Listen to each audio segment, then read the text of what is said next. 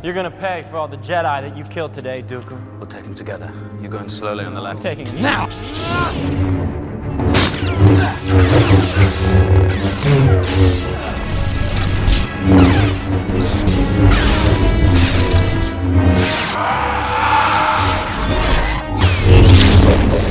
Surely you can do better.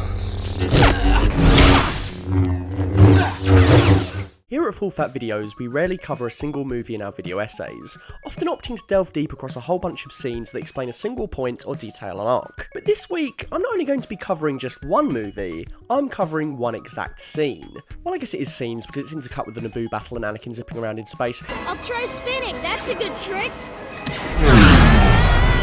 The Darth Maul fight. I want to talk about the Darth Maul fight. Let's stay on target. Across 11, soon to be 12 theatrical releases, Star Wars has proven to be the very best at delivering spacefaring action thrills.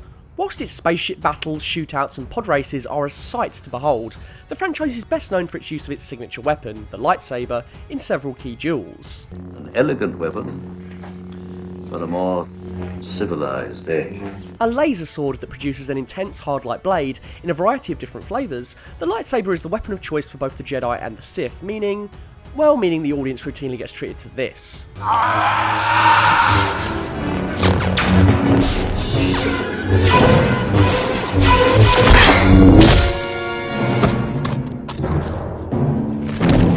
Which lightsaber duel is the best? There's surely several contenders that spring to mind for a whole host of different reasons. The intense choreography of the Anakin Obi Wan duel in Revenge of the Sith, the cathartic battle between Luke and Vader as he tries to pull him back to the light in Return of the Jedi. I could even see the merit in arguing for the very first duel we ever saw on screen between Obi-Wan and Darth Vader in A New Hope.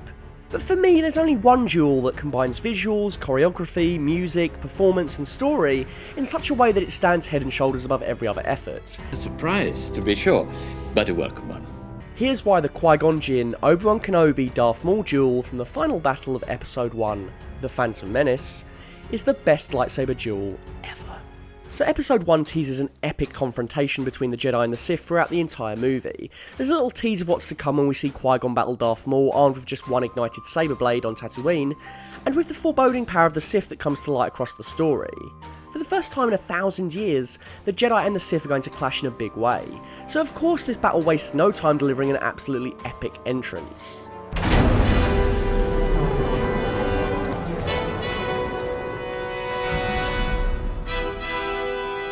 The doors sweep open to reveal the hooded visage of Darth Maul, and as if you needed any more confirmation that this guy's a bedwetting, pant-***ing badass, everyone but Qui-Gon and Obi-Wan hot-tail it out of there quicker than you can say, You underestimate my power! Force users derobe and holy shit, is that 2 blades? 2 blades? Are you freaking kidding me right now? Okay, so maybe in 2019 nobody is wowed by this and everybody in the Star Wars universe has some kind of lightsaber gimmick. What the hell is that? Everyone's got a gimmick now. But Darth Maul was the first to unleash a different kind of saber on the big screen. Unlike his successors, who had increasingly nonsensical gimmicks, this new type of lightsaber had a purpose, allowing us to feasibly see how Maul could take on 2 Jedi at once. I like the curved hilt design of Dooku's blade and Kylo Ren's cross-saber, but honestly, I find them a bit unnecessary. It comes off like every time the creative team have come up with a new Sith, there's a brainstorm where they try and work out how many hilts and blades they can stick on one dickhead. I mean, come on guys. As if Maul needed any more hype after unleashing this blade, Duel of the Fates starts playing.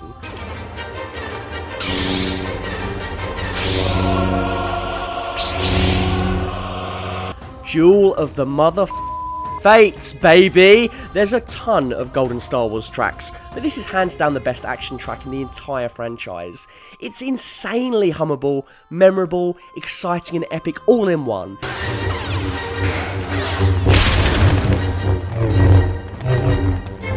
And having it play across this duel only helps to up the wow factor tenfold.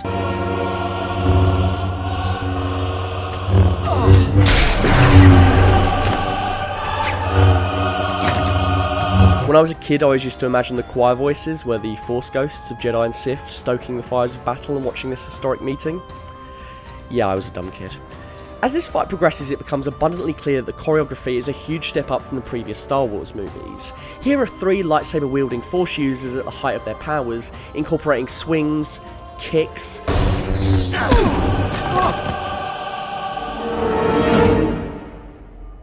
hello there. spins, and force tricks to get the upper hand. Big props to Ray Park for managing to imbue so much life into a character with nothing but his physicality. Maul might have appeared in a few other scenes, but we all know it was this sequence which made him a household name. And as he's proven recently, the man has still got the moves.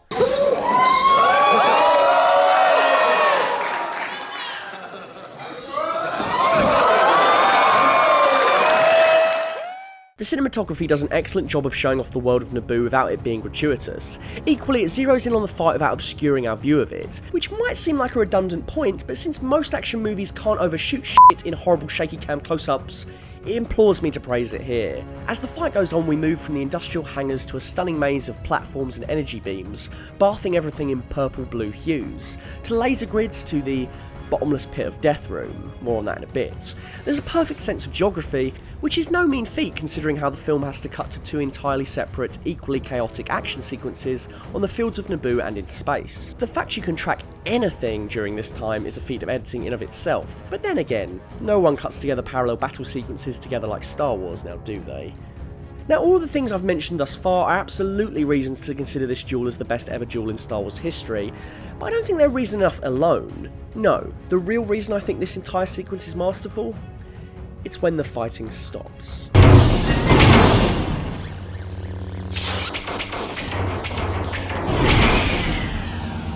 After a stunningly intense battle, Qui Gon and Maul find themselves blocked off by oscillating laser grids. Qui Gon's apprentice, Obi Wan, had tried in vain to catch up to them. Instead, he's at the very back, cut off from the heart of the action, forced to watch to see what might happen next. As we can see, he's frustrated, unlike his master who sits down to meditate. This part of the duel tells us so much about all three characters and what they represent. Qui Gon, the Jedi Master, patient, calm, channeling the light. Maul, pacing left and right, snarling, ready to unleash his rage and passion just as a Sith would. And Obi Wan, his emotions leaving him somewhere in between, wanting to help but unable to, watching with dreaded anticipation. It's only by slowing down the fight, by cooling off on the epic music, do we get an interior window into these warriors. It's also a great little nugget of tension, because we know, of course, those grids are going to move again. Maul and Qui Gon are going to clash blades once more. It's inevitable.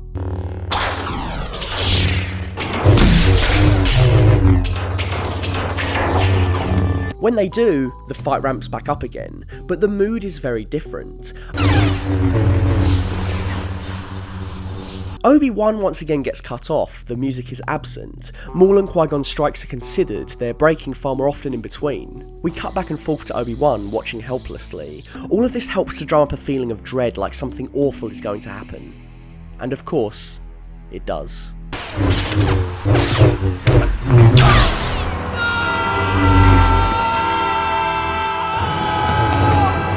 Darth Maul, who, up until this point has been nothing but snarls and grimaces, merely turns away after gutting Qui-Gon, moving into a new battle stance. No more pacing, almost as if his bloodlust is satisfied. Killing Qui-Gon meant nothing to him, it elicits no emotion whatsoever, and now he's poised to cut Obi-Wan down just the same. I love how this line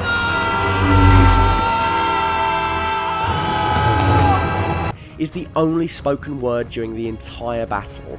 The entire sequence has the confidence to let the characters' intentions come out through their physicality. There's no declaration of battle or any long winding speeches, as Star Wars can be prone to do. I have brought peace, freedom, justice, and security to my new empire. Your new empire? As soon as these guys lock eyes, it's on.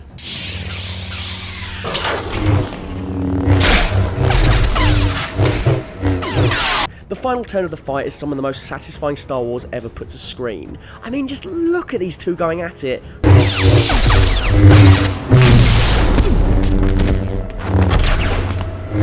Flipping, swinging their blades with full force, it's nothing short of incredible. Oh, and the hero loses.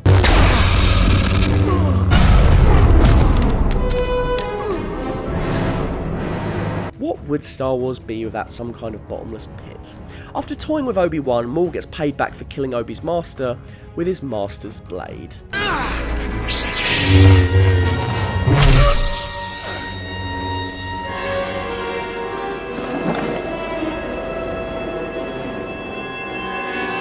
Kenobi always has the high ground even when he doesn't, bitch. I have the high ground!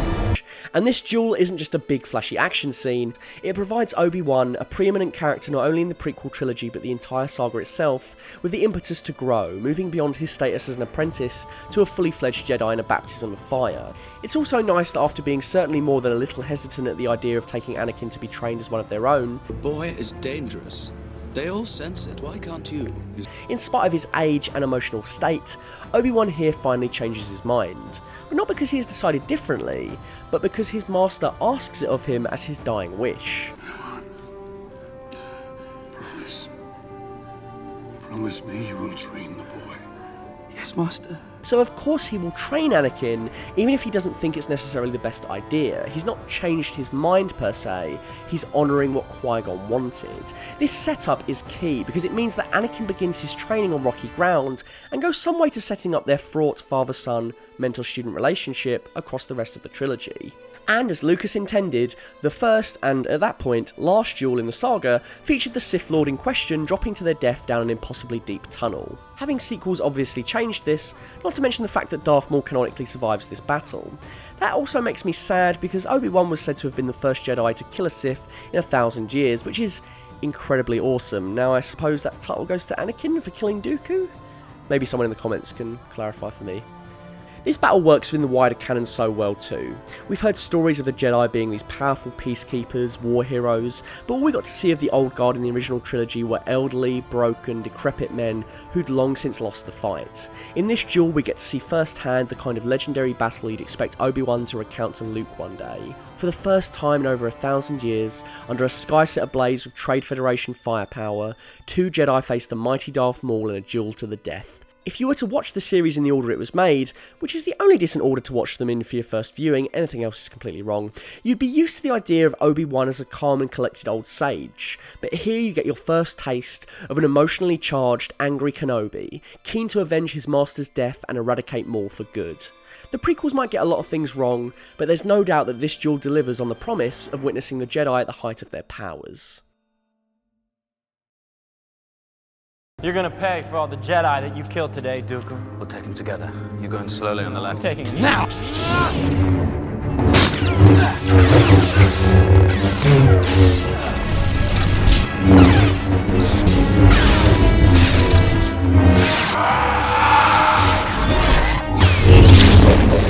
Surely you can do better. I'm starting to reach the final phase of covering every live-action lightsaber duel in the Star Wars series as of the time of this writing. I've covered my favourites, but what's left? Something's got to come last, even if the entry is an admirable effort.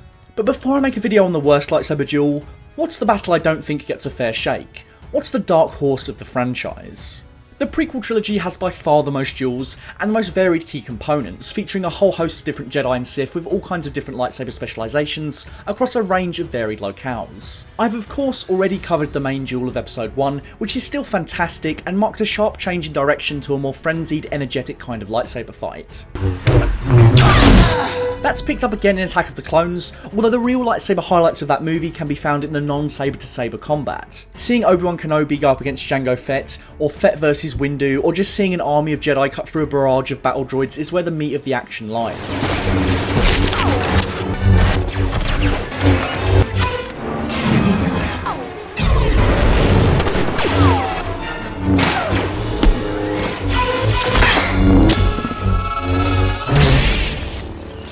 This party's over.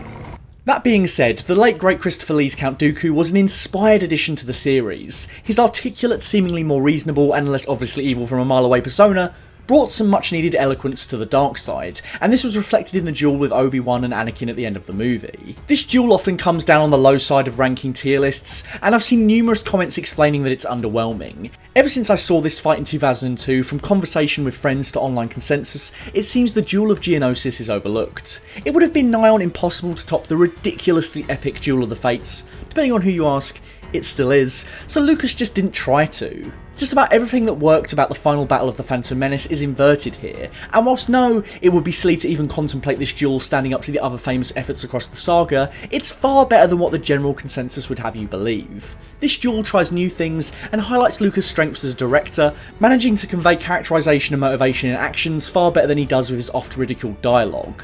And of course, Who can forget the lightsaber-wielding debut of a certain little green friend? Could the Duel of Geonosis be the most underrated Star Wars lightsaber battle? Brave of you, boy, but I would have thought you had learned your lesson. Anakin and Obi Wan chase down Dooku and just about manage to get into his lair before being blasted into oblivion.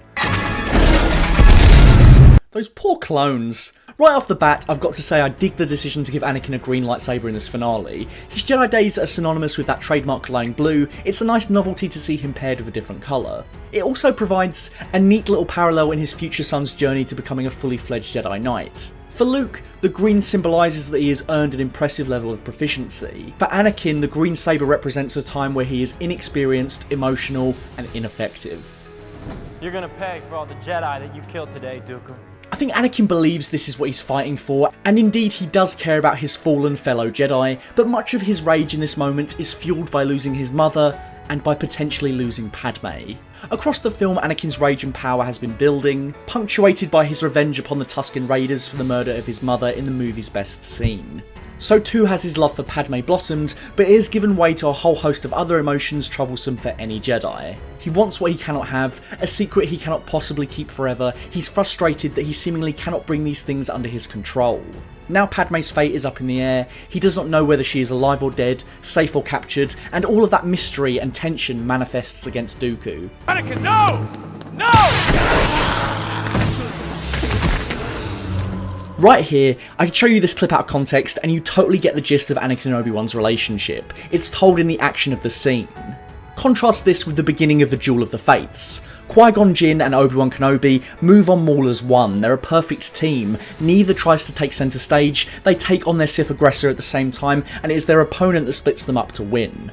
In Clones, Dooku only has to sit back and watch as the student tries to play master. We know that Anakin is short-tempered, that he fails to listen, and that the communication and honesty between the two is rocky. We get that in the action without half the crummy dialogue from the rest of the movie. It's all Obi-Wan's fault. He's jealous. He's holding me back. It's a pity Lucas didn't define their clones' relationship in moments like this more. He shows a much better grasp of this in Revenge, the dynamic defined before the pair even touch boots on the ground.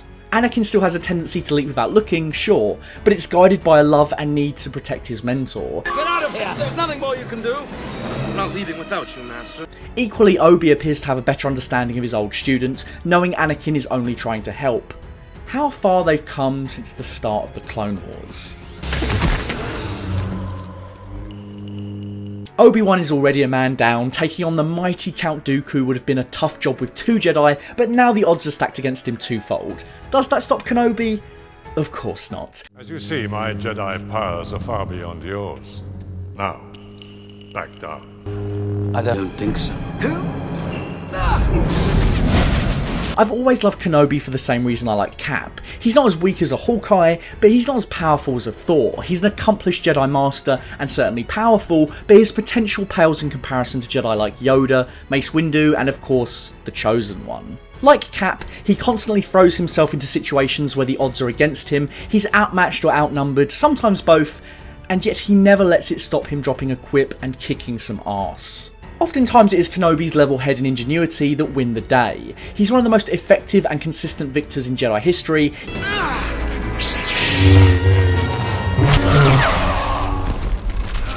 Yet he's not overpowered or lucky. In my experience, there's no such thing as luck. Still, even Cap loses a fistfight every once in a while.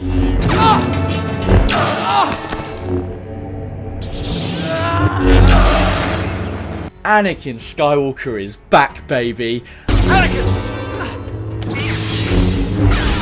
I'm sorry, I'm gonna need a minute. Akimbo lightsabers. Are you kidding me? At one point in the development of this duel, Dooku was actually set to wield 2 lightsabers in his battle against... Man, I wish some proper footage of this existed. Just to see it, you know? Dooku wielding 2 lightsabers. Just saying it is making me pee a little. Whilst this would have been very cool to see, I think it works better that Anakin is the one to do it in the scene. It makes sense that he would try to step up the game in the fight against Dooku, not to mention it once again signifies his relationship with Obi-Wan. In spite of being wounded on the ground, Obi-Wan can still lend a helping hand. When the pair work together, it's a thing of beauty. Also, Dooku is the Goliath to Anakin's David here. He shouldn't need 2 lightsabers, he's doing mighty fine with just the one. Dooku's elegant and precise saber strikes, usually performed one-handed, sells the audience on his master status. The Jedi are quick, erratic, guttural. Dooku treats it like a training session. Master Kenobi, you disappoint me. I got some flack from you guys last year for criticising the frequent lightsaber redesigns throughout the series, a move I felt was gimmicky and driven by the commercial nature of the property, rather than to necessarily fulfil the story. But Darth Maul was the first to unleash a different kind of saber on the big screen. Unlike his successors, who had increasingly nonsensical gimmicks, this new type of lightsaber had a purpose, allowing us to feasibly see how Maul could take on two Jedi at once. I like the curved hilt design of Dooku's blade and Kylo Ren's cross saber, but honestly I find them a bit unnecessary. It comes off like every time the creative team have come up with a new Sith, there's a brainstorm where they try and work out how many hilts and blades they can stick on one dickhead. I mean, come on guys. Well, that's still true, but in the case of Dooku, I must say, it should be noted that the decision was spearheaded by Lee himself based on initial concept art. He suggested the curved hilt to reflect his sword fighting experience, but also learnt a whole host of new styles. At 79. Christopher Lee, ladies and gentlemen. The pace of this fight is really dictated by Christopher Lee's capabilities at the time. Ray Park was a young man and a skilled martial artist and acrobat at the time of filming The Phantom Menace. He was actually cast from the test footage that featured him as Nick Gillard's stunt performer alongside McGregor. The Maul role was directly driven by physicality. Dooku only truly took shape after Christopher Lee was cast, no doubt due to his reputation as a Hammer horror staple. I don't do all that much of it. I physically can't. My hands and my arms will move very fast, my legs won't, not anymore. Most of it is done by my stunt double, who is absolutely superb. It was clear from the start that his duels wouldn't be anything like the previous effort, out of necessity. Like, come on. The guy was 79 at the time. Can you imagine looking this trim at 79? Hell, why can't I look this awesome now? And even at that, I think it's great that Lucas and the team tried to give Dooku some athletic prowess using a combination of stunt performers and CGI. And look, I'm not going to sit here and say some of it isn't pretty wonky in the final cut. They don't quite composite all the different performances into one cohesive Dooku. Yep, that's clearly not Christopher Lee, but I admire the challenges they took on to try and get this to work. In a time where we have our Gemini Mans and babyface Hank Pyms, you can literally take down the playing age of your lead by decades. Compositing Christopher Lee's face with the body of stunt performer Kyle Rowling wouldn't be quite the gargantuan task it might have been then. Dooku is a product of the time, and I wouldn't change a thing because it meant we got this character with all of Christopher Lee's wonderful touches. Maul is silent for the entirety of his fight, but Dooku is bolstered by the rich, sophisticated tones of Lee. Yoda holds you in such high esteem. Surely you can do better. And honestly, I like the speed at which this duel plays out. Obi-Wan isn't fueled by the need to avenge his master's death, he's taking more time between blows, sizing up his opponent from a more defensive position. Anakin suitably shifts things up a notch, but even that is met with a cooler, more moody final turn in the shadows. Dooku and Anakin, lit only by the awesome glow of their own sabers, are two fantastic images. Because Lucas relies on the cuts rather than CGI to composite Lee and Rowling, the result is far more convincing. Once again, character is revealed. Anakin has tempered his emotions, tapping back into his Jedi nature. He's tactically playing this more like Obi-Wan. The only drawback to this bit is that it does look like the actors are just spinning their sabers in places. The fight continues and ramps up in energy, but Dooku makes short work of the would-be Vader. Okay, so this does seem very blockable. Anakin just kind of stands there and waits for Dooku to spin around on the spot and cut his guard down. The original moment this plays credence to was a lot faster and more intense. But still, after a trilogy with not a single lightsaber lopped off appendage in any duel, you yearn for something as savage as this. Dismemberment is a key part of Star Wars action after all.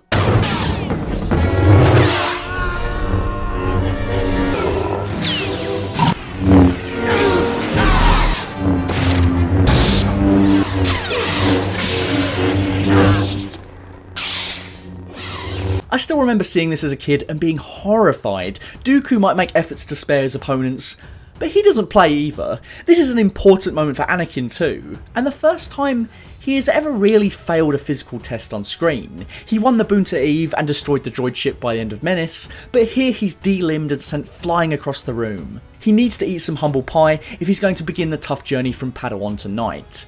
This shot is also key. Dooku is exhausted. After all that boasting to Obi-Wan Kenobi, it was the Padawan that gave him a run for his money. This is an omen of things to come. The final decision to spare Anakin and Obi-Wan indicates he still has that Jedi heart lingering inside him.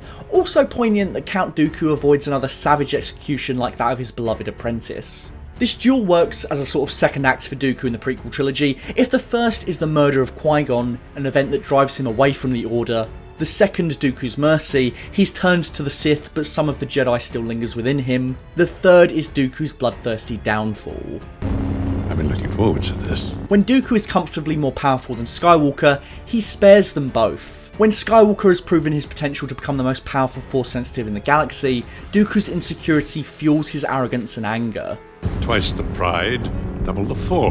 Dooku is notably more aggressive and enthusiastic in his second bout against his Sith successor, probably because he knew that the day would come where Skywalker would best him. So yeah, I can see why this fight is disappointing. It's over relatively quickly, and after 3 years of lying in wait for another Duel of the Fates, it's a sore spot to be denied it. But in concept, it's not trying to give the audience the same visceral thrills. The Duel of the Fates is Maul's first true test. He's a hungry young Sith, eager to make his mark. Similarly, Obi-Wan must prove his mettle and show he's more than just your average Padawan. Our antagonist in this fight is at the end of his career, not the beginning. He's done this rodeo 1,000 times already. He knows all the ticks, all the tricks, and he knows how to get things over and done with. In the second act of a trilogy, we want to see how heroes get messed up a little. They need to lose to see what they must overcome. This fight is really no different to the fight at the end of Empire. Luke spends most of his time getting his ass handed to him in that one too. Of course, this fight doesn't have anywhere near the emotional punch to make it so memorable, but seriously, how many lightsaber duels do? Ending the fight with the greatest twist in cinema history is a tough act to follow in the second film of your next trilogy. So instead of I Am Your Father, what do we get for pudding in Attack of the Clones? Ooh, so this minty aero Count Chocula flavoured dessert had been a long time coming, and we get to see Yoda wield a lightsaber, and 2002 technical restraints aside, it's a great fight. I'll happily defend this. Like, yeah, it's goofy. You know what else is goofy? Yoda in general. His appearance has always been incongruent to his persona as a wise and powerful Jedi Master. People often complain about it because it seemingly makes no sense that he could hop around and then use a walking stick to hobble around moments later, but I feel like that's exactly the point. It's no coincidence that the same entry in the franchise introduced the late great Christopher Lee as a highly capable combatant and force wielder. I'm not sure if this is touched upon in any wider canon, you'll have to let me know, but I always assumed that as your body gets older and more decrepit, your force abilities only continue to grow unhampered by physical limitations. That's why everyone who's old is infinitely more powerful. They've had more time to get experience in the force. Yoda and Count Dooku aren't going to run a marathon, but they've honed their connection to the force so well that they can channel it to perform incredible feats of endurance and agility, in spite of their age. Hence, one moment the cane, the next... And it's because of this that I would love to see old Kenobi face Dooku, just to see how that kind of matchup would go. It took months to pull this off, and George Lucas was very worried. To be very honest with you, I was scared to death of this sequence and how we were going to pull this off. This was the biggest risk in the whole movie. Could I make this realistic enough to make it believable, or would it be this ludicrous joke? It's going to be pretty important that he move fast enough to where we can barely see him, because then it'll all be credible. Once you start to actually see what he's doing, it's going to start getting a little funky, I think. And it has to be handled well, because it does have the potential of being unintentionally funny. It's easy to see why. Even the team at ILM were worried by the first draft of the shooting script, which saw Yoda drawing his blade as soon as he entered the hangar. Animation director Rob Coleman stated it took months of talking with George in an effort to make it believable. We felt if we got into the fight too quickly, the audience would not be able to travel that distance from Yoda being an 800-year-old character to be able to go around with such speed and be nimble. The solution was to create what the team dubbed the Wizard's Battle, a stunning VFX display of force powers that would bridge the gap between the hobbling Yoda we know and love to the acrobatic duelist we were about to discover. The sound design is wicked too. I wish we'd gotten more of this not only in the prequels but in the entire saga. Older master characters strong with the Force would surely rely more and more upon their mastery of telekinesis and offensive strikes like lightning. But well you have, my old Padawan. This is just the beginning. The pair duel to a stalemate, and Dooku wagers Obi and Annie's lives to get Yoda off his tail. Yoda, of course, saves the pair. I love the way the animators gave him this pleased little expression as he lets the steel go. Aww, tuck it out baby Yoda energy. All in all, I think Lucas and the team, from the stunt performers to ILM and more, should be proud of the work that was accomplished here, even if some of it doesn't quite stick the landing. I've probably done more sword fights on celluloid than any actor in history, I should think, and I've got the scars to prove it. This fight is greater than anything I've ever been involved in. Sure, there's cooler battles out there, but this one features some defining moments for all the key characters and sets the stage for so much more. If you want to see an explosive duel between two Force Masters, lightning clashing with sabers, akimbo sabers, and the awesome sinister tones of Christopher Lee, not to mention witness the discovery that Frank Oz is a badass. The shroud of the dark side has fallen. Begun. The Clone War has. Then this duel is for you. I'm thankful we got Count Dooku, and I think his history of being in the Jedi Order makes for a very engrossing character. See, it was nothing. Chancellor!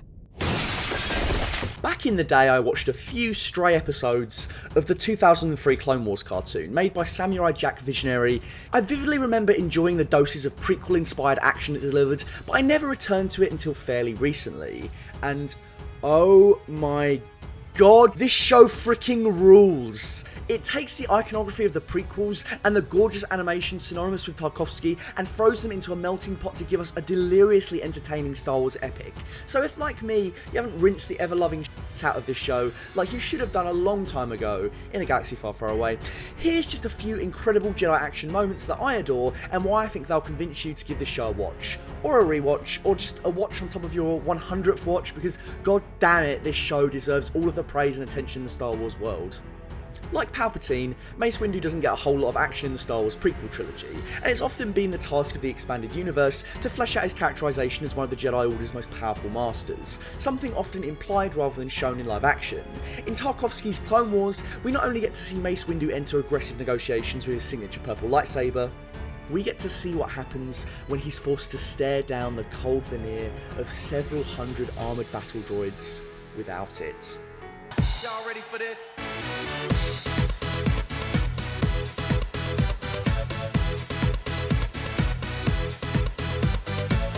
Oh no! They were ready for that! The speed of Windu here, the ferocity, as he systematically dismantles each and every battle droid with the precision of an expert martial artist, is nothing short of incredible. Taking away a Jedi signature weapon and then placing him in front of an army of battle droids is such a great setup. It feels like Windu is taking on impossible odds before blindsiding us as he unfurls a flurry of force attacks. And he gets super inventive too, like when Windu breaks pieces of one droid off and then uses them as projectiles to tear holes in another group of droids. Fantastic. What I love about this as well, and it's something that exemplifies the show as a whole, is the tone of it. I love Star Wars for the dark moments. The dead in a pauper's grave in the Jakku Desert.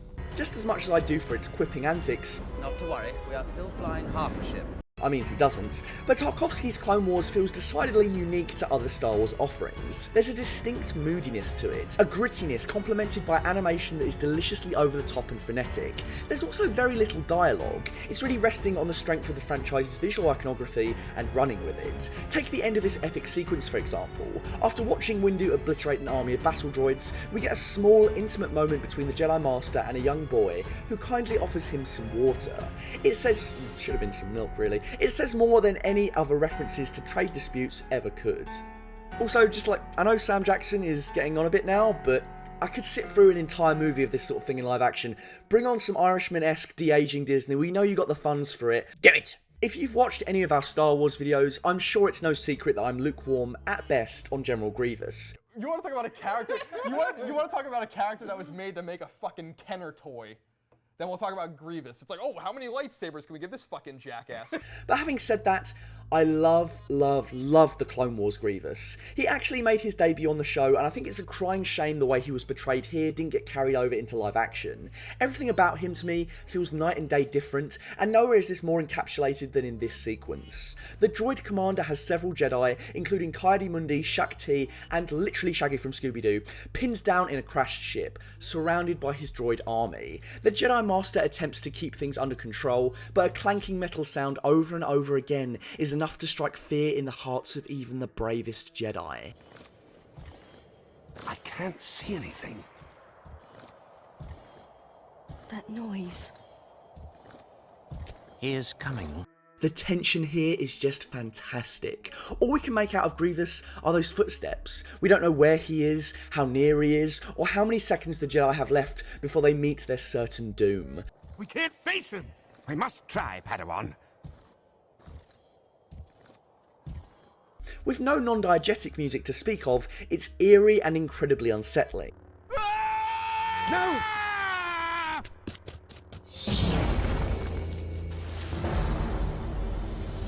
Grievous is so powerful that he just annihilates this guy by stepping on him like a freaking bug, and it's all downhill for the Jedi from there. Seeing him hanging on the ceiling like Batman, patiently waiting for his prey to drift into his kill box, paints Grievous in a far more interesting light. Here we see why he's the master tactician and head of the droid army, able to tear through Jedi in spite of being unable to channel the Force. I much prefer seeing him fight with two lightsabers while simultaneously using his feet to wield them. He just freaking grabs this guy's head and books him an appointment with the ground. The Clone Wars team really knew what to do with him visually to make him stand out from the pantheon of iconic Star Wars characters. Like here, where Grievous is in this tense pose, balancing on one foot with a lightsaber on the end of every other limb. It's fantastic and full of imagination. He moves with such a robotic precision that makes him stand out even against the inhuman godlike movements of the Jedi in the show. He feels like a cross between a hideous insect and a Terminator, with the agility of Darth Maul and the presence of, well...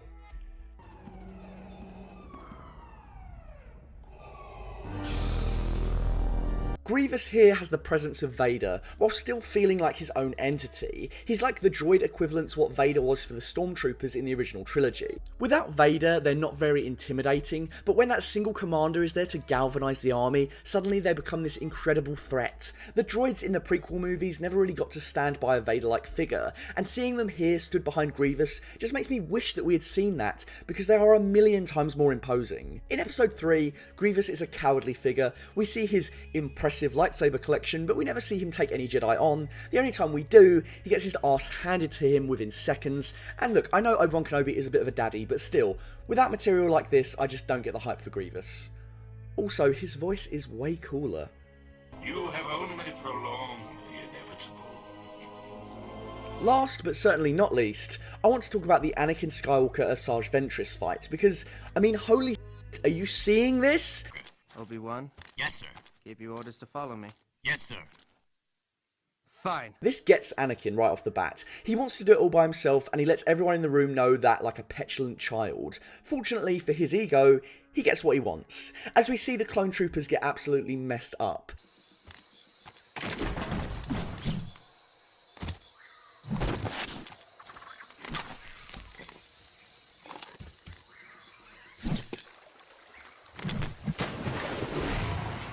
As with Mace Windu's spectacular Force Kung Fu, we get to see these fantastical abilities like never before as the troopers zip and fall into the trees like ragdolls. And we see firsthand that Anakin's opponent has little regard for life.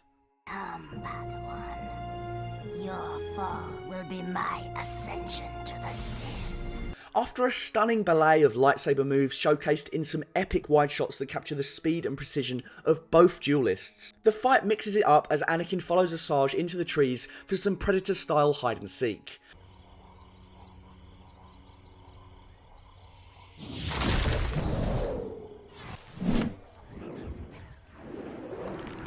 When they come to blows again, we are treated to perhaps the greatest showcase of Jedi agility ever, as they leap from trees, swing on vines, and strike each other's blades as they speed through the forest like fighter jets. In a cartoon like this, it makes perfect sense to amp up the Force and their abilities in ways that might not necessarily translate well to live action. Every character from Windu to Skywalker gets to show off the Force with stunningly superhuman feats of speed and strength, and it's wonderful. If you're a fan of the kind of over-the-top Jedi action in something like Star Wars The Force Unleashed, then this show delivers it in spades.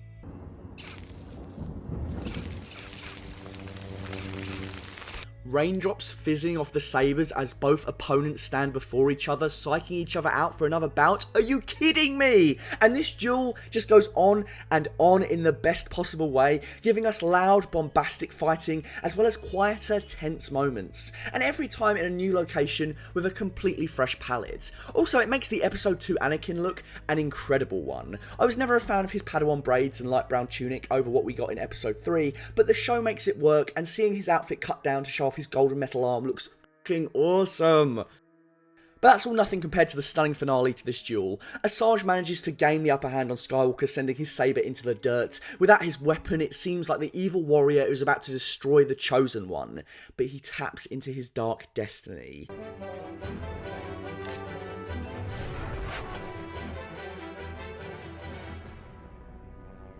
The visuals here are utterly breathtaking, bathing Anakin in red and orange hues that enrapture him in his dark side rage as he finishes the fight.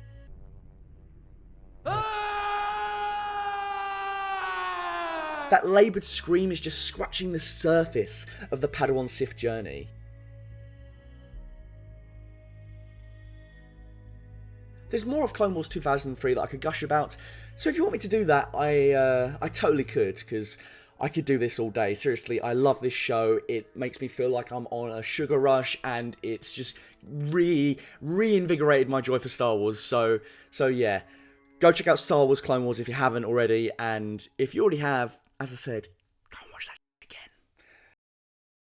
Palpatine is one of the most savage, most powerful, most destructive Force users ever. The man that toppled the Republic from the inside, the man that built an empire to ruin the galaxy for decades, and you can usually find him in a variety of chairs, you know, just like chilling. Occasionally he does get out of those chairs. But more often than not in the Skywalker saga, our boy Palpy is more of a Machiavellian schemer in the shadows than a duelist. In short, it's very rare we ever get to see Darth Sidious unleash his full potential in combat. Even on those rare occasions where we see him engage against those filthy Jedi, it's either been stitched together with body doubles and CGI, because of course the great Ian McDiarmid is an older fellow, or he just kind of fires lightning until 2 lightsabers block the lightning? Yeah, okay. That'll work, I guess. But one of the joys of Clone Wars was that it did not hold back in giving us Palpatine as a full-tilt lightsaber-wielding diva. You want a character with dual-wielding lightsabers? This is how you do it, Disney. As an incredible showcase of the man behind the Empire, and a satisfying chapter in the story of Maul and his brother Savage Opress, this duel is one of the finest in the franchise's history, and today we're going to be breaking it down. How exactly was Sidious's true power unleashed? Bringing back Darth Maul was always going to be an interesting concept that could have worked really well or really badly, but Dave Filoni and the team ended up giving him some of the best material on the show, expanding his origins and throwing more conflict at him to make Maul a character more fleshed out than what the Phantom Menace ever gave him credit for. Newly introduced brother to Maul, Savage Opress, terrible name but it's cool, found him on Junk Haven, Lothor Minor, many years after his supposed demise at the hands of Obi-Wan Kenobi. Maul had lost his Dathomir marbles, doing his best Colonel Kurtz impression and in desperate need of less spidery legs. As the series went on, Maul regained his brains and brawn, working alongside his brother and the Shadow Collective to take Mandalore. He got his first taste of revenge against Kenobi by killing his lover, Satine, and even killed Pre Vizsla in a trial by combat to become the new ruler of Mandalore. Only the strongest shall rule. Vizsla really helped Maul get ahead. Maul had finally started to gain success and power, which of course finally put him back on the radar of one Emperor-to-be. I sense a presence I haven't felt since Master. The fact that Sidious is even coming out to do his own dirty work should tell you everything you need to know about how important he considers it is that Maul gets messed up straight away. Side note, I love how all these poor Mandalorians have absolutely no idea how much they're in for a world of hurt. It must really suck being in the Star Wars universe sometimes. You see an unassuming OAP coming towards you, and you think you've got the situation under control until they crush your windpipe with their freaking brain. I am most impressed to see you have survived your injuries. It's so perfect that the first thing Palpatine says is that he is impressed Maul managed to survive. The Sith are evil, backstabbing bastards, but they respect power, perseverance, raw strength. Palpatine is never afraid to admit it when he sees it. You will not stop me.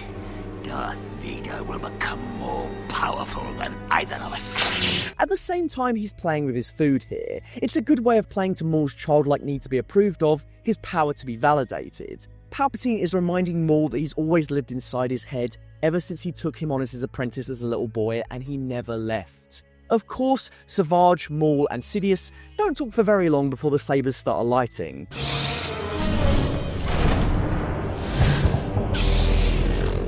What I think is a testament to the sheer skill of the animators on this show is just how many damn blades are flying around at the moment. There's 5 blades, and crucially, they're given all the same colour. In most lightsaber duels, contrasting colours really help to give the audience a sense of who is where in even the most frenetic combat sequences, which is another reason why I wished Anakin had a red blade here, beyond it looking cool, although I do get why they couldn't. In this fight scene, all the blades are red, and there is a hell of a lot of twirling, but the movement of camera and the clean, succinct style of movement for each character makes it not only easy to follow in spite of its speed, but a real joy to witness. There's no way you could achieve a feeling like this in live action without it looking like a mess of camera angles and probably unnatural bodily movements, tripping all the way into the uncanny valley, and there's definitely no way you could have done that with a character like Palpatine. Sidious divides to conquer. Maul gets knocked out of the focus of the duel so that Palpatine can have his fun. Seeing Maul watch as someone close to him fights desperately to survive is fitting, because this divide and conquer method was exactly what he tried to do to Obi-Wan and Qui Gon. This is all of Maul's chickens coming home to roost, man. This is not all my chickens coming home to roost, Mark, alright? Don't stand there thinking it is. I'm not, Jez. This is all his chickens coming home to roost. What I said a moment ago about Palpatine playing with his food? Yeah.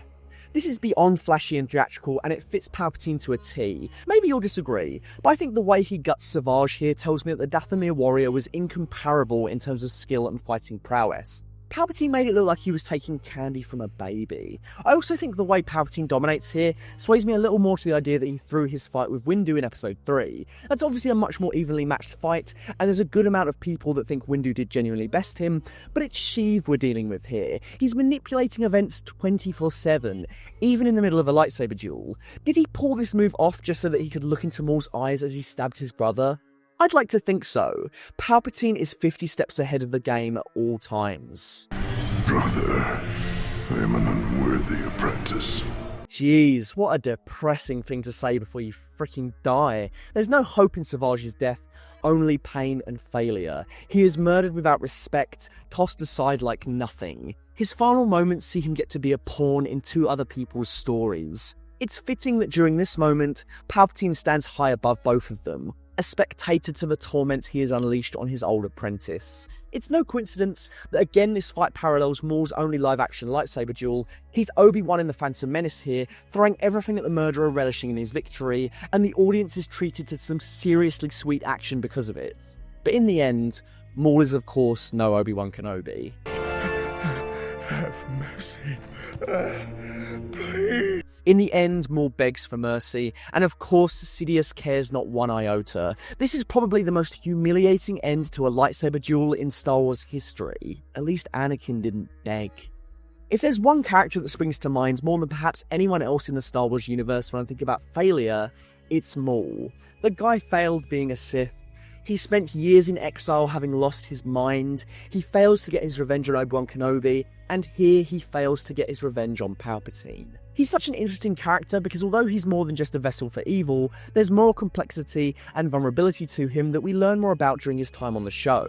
He never truly learns. He never breaks the cycle of vengeance and craving that payoff. As we've covered once before, that leads to his ultimate end, In this duel, it might have been his ultimate end, but Dave Filoni and the team were smart to leave it ambiguous, just in case they might ever want to continue his story in a sequel show. But given the daddy of Star Wars baddies to play with, the Clone Wars show here makes full use of being able to depict Palpatine as a masterful duelist and wielder of the Force in a way that we've never quite seen before.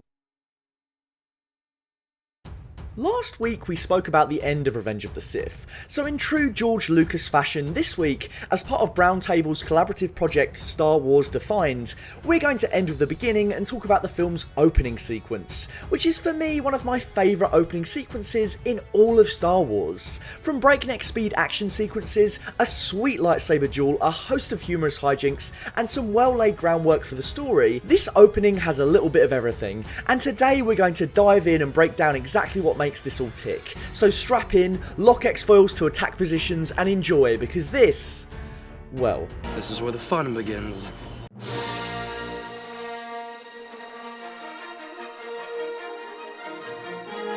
Star Wars Episode 3 has one of my favourite opening shots behind only, of course, the opening shot from A New Hope, because quite frankly that's never going to be topped. In our Palpatine essay we touched a little bit on how the prequels became elevated in the absence of dialogue, and nowhere is this as true than in the very first shot of the movie. We see two ships fly in perfect unison past a Republic dreadnought. They spin together at the exact same time, never breaking formation. Before we're even shown the two characters inside, we know that they are a perfect team. Once it is moments later revealed that this is Anakin Skywalker and Obi Wan Kenobi, this very first shot communicates even more, namely that the Clone Wars have brought the two Jedi closer together. Compare this to their very first scene in Attack of the Clones, which tries to establish a similar kind of relationship. I haven't felt you this tense since we fell into that nest of gundogs.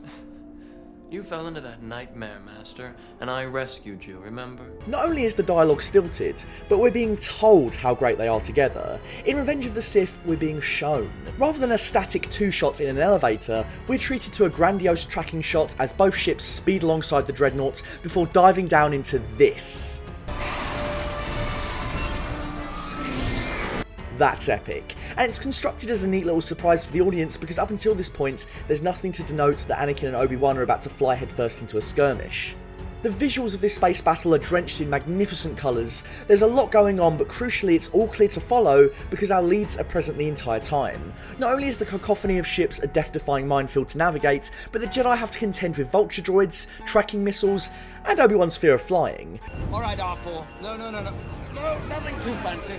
The buzz droids were a great new addition to the war's mythos and provide a credible threat that they can't merely shoot their way out of. Not for Anakin's lack of trying. Move to the right so I can get a clear shot at them. I'm running out of tricks here. Which is hilarious and completely in line with his character, whilst Obi-Wan freaks the f*** out. R2 gets his moment to shine when this culminates in a standoff with the last remaining buzz droid, although his real MVP moment is when he douses two battle droids in ship ketchup and lights their up. You are both literally designed for combat, and you are bested by a protocol droid, you incompetent f***. This sequence evokes the speed and wondrous visuals of the space battle in Return of the Jedi, and nothing else has matched either of them in the saga. Plus it's got a great Indiana Jones, hero squeeze through tiny gap as door closes moment to top it all off. Oh, and plus 10 points for Obi jumping out of the ship mid-skid to mess up some battle droids. What was that all about? Well, R2 has been... no loose wire jokes. Did I say anything? He's trying. I didn't say anything. The banter between Anakin and Obi-Wan here is the best it's ever been, and it gives host to... I can't believe I'm saying this about a prequel. Some really great lines. I sense a trap. Next move? Spring the trap. Again, not to dog on Attack of the Clones too much, but I recently watched both movies back to back and it was abundantly clear the rapport between Christensen and McGregor is night and day different and leagues ahead of what they tried to do previously. In Clones, McGregor's Obi-Wan is just a bit of a dick to Anakin because... reasons. Besides, your senses aren't that attuned to my young apprentice. And yours are. Possibly. I get in that movie we're supposed to be building up the idea that Anakin is frustrated with his Jedi Master, but it comes off overtly mean-spirited for the sake of plot rather than character. Here it's clear that the 3-year interim between Clones and Revenge has brought them closer together as they fought side by side in the Clone Wars, and now the relationship is written and performed more in line with what Alec Guinness describes in A New Hope. And he was a good friend. Anakin and Obi-Wan finally reach their objective, the Chancellor, but before they can free him, they have to face Count Dooku one last time. Your swords, please. We don't want to make a mess of things in front of the Chancellor. I don't think this fight gets spoken about enough. Not only is it a nice coda to the previous Anakin Obi Dooku fight, it surpasses it on every level.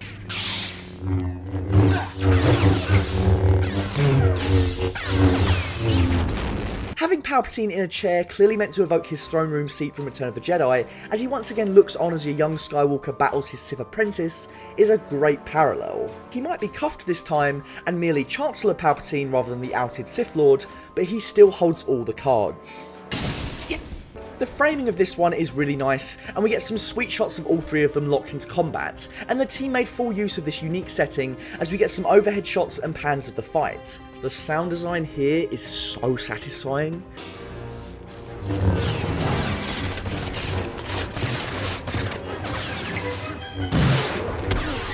And again, we spoke about this a little bit in our Palpatine essay, but boy does this fight have some juicy meme material. My powers have doubled since the last time we met, Count. Good.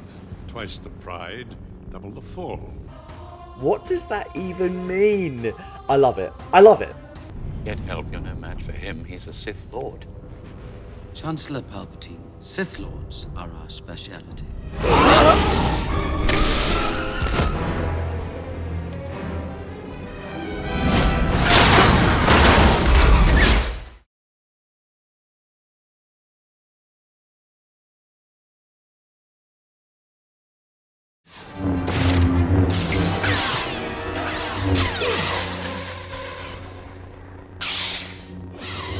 Oh, reload that again.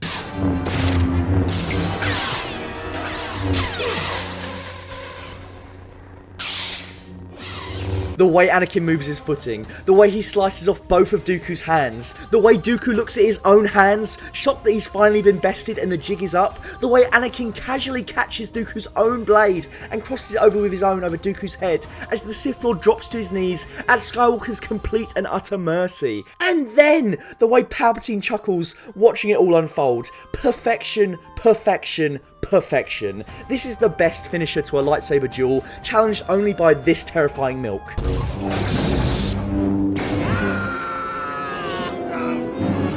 Dooku waits at Anakin's mercy, and the late great Christopher Lee plays it for full sympathy. Suddenly he's not the mighty Count Dooku, he's just an old man terrified to die. Palpatine's true colours are on full display here. Kill him. Kill him now. Poor Dooku, he's just lost for words. Which is funny, because the words he should be saying are, he's the Sith Lord, he's right there. I shouldn't. Again, the parallels to Return of the Jedi are really well done. Where Luke resisted... Never. I'll never turn to the dark side. Anakin gives in. Do it.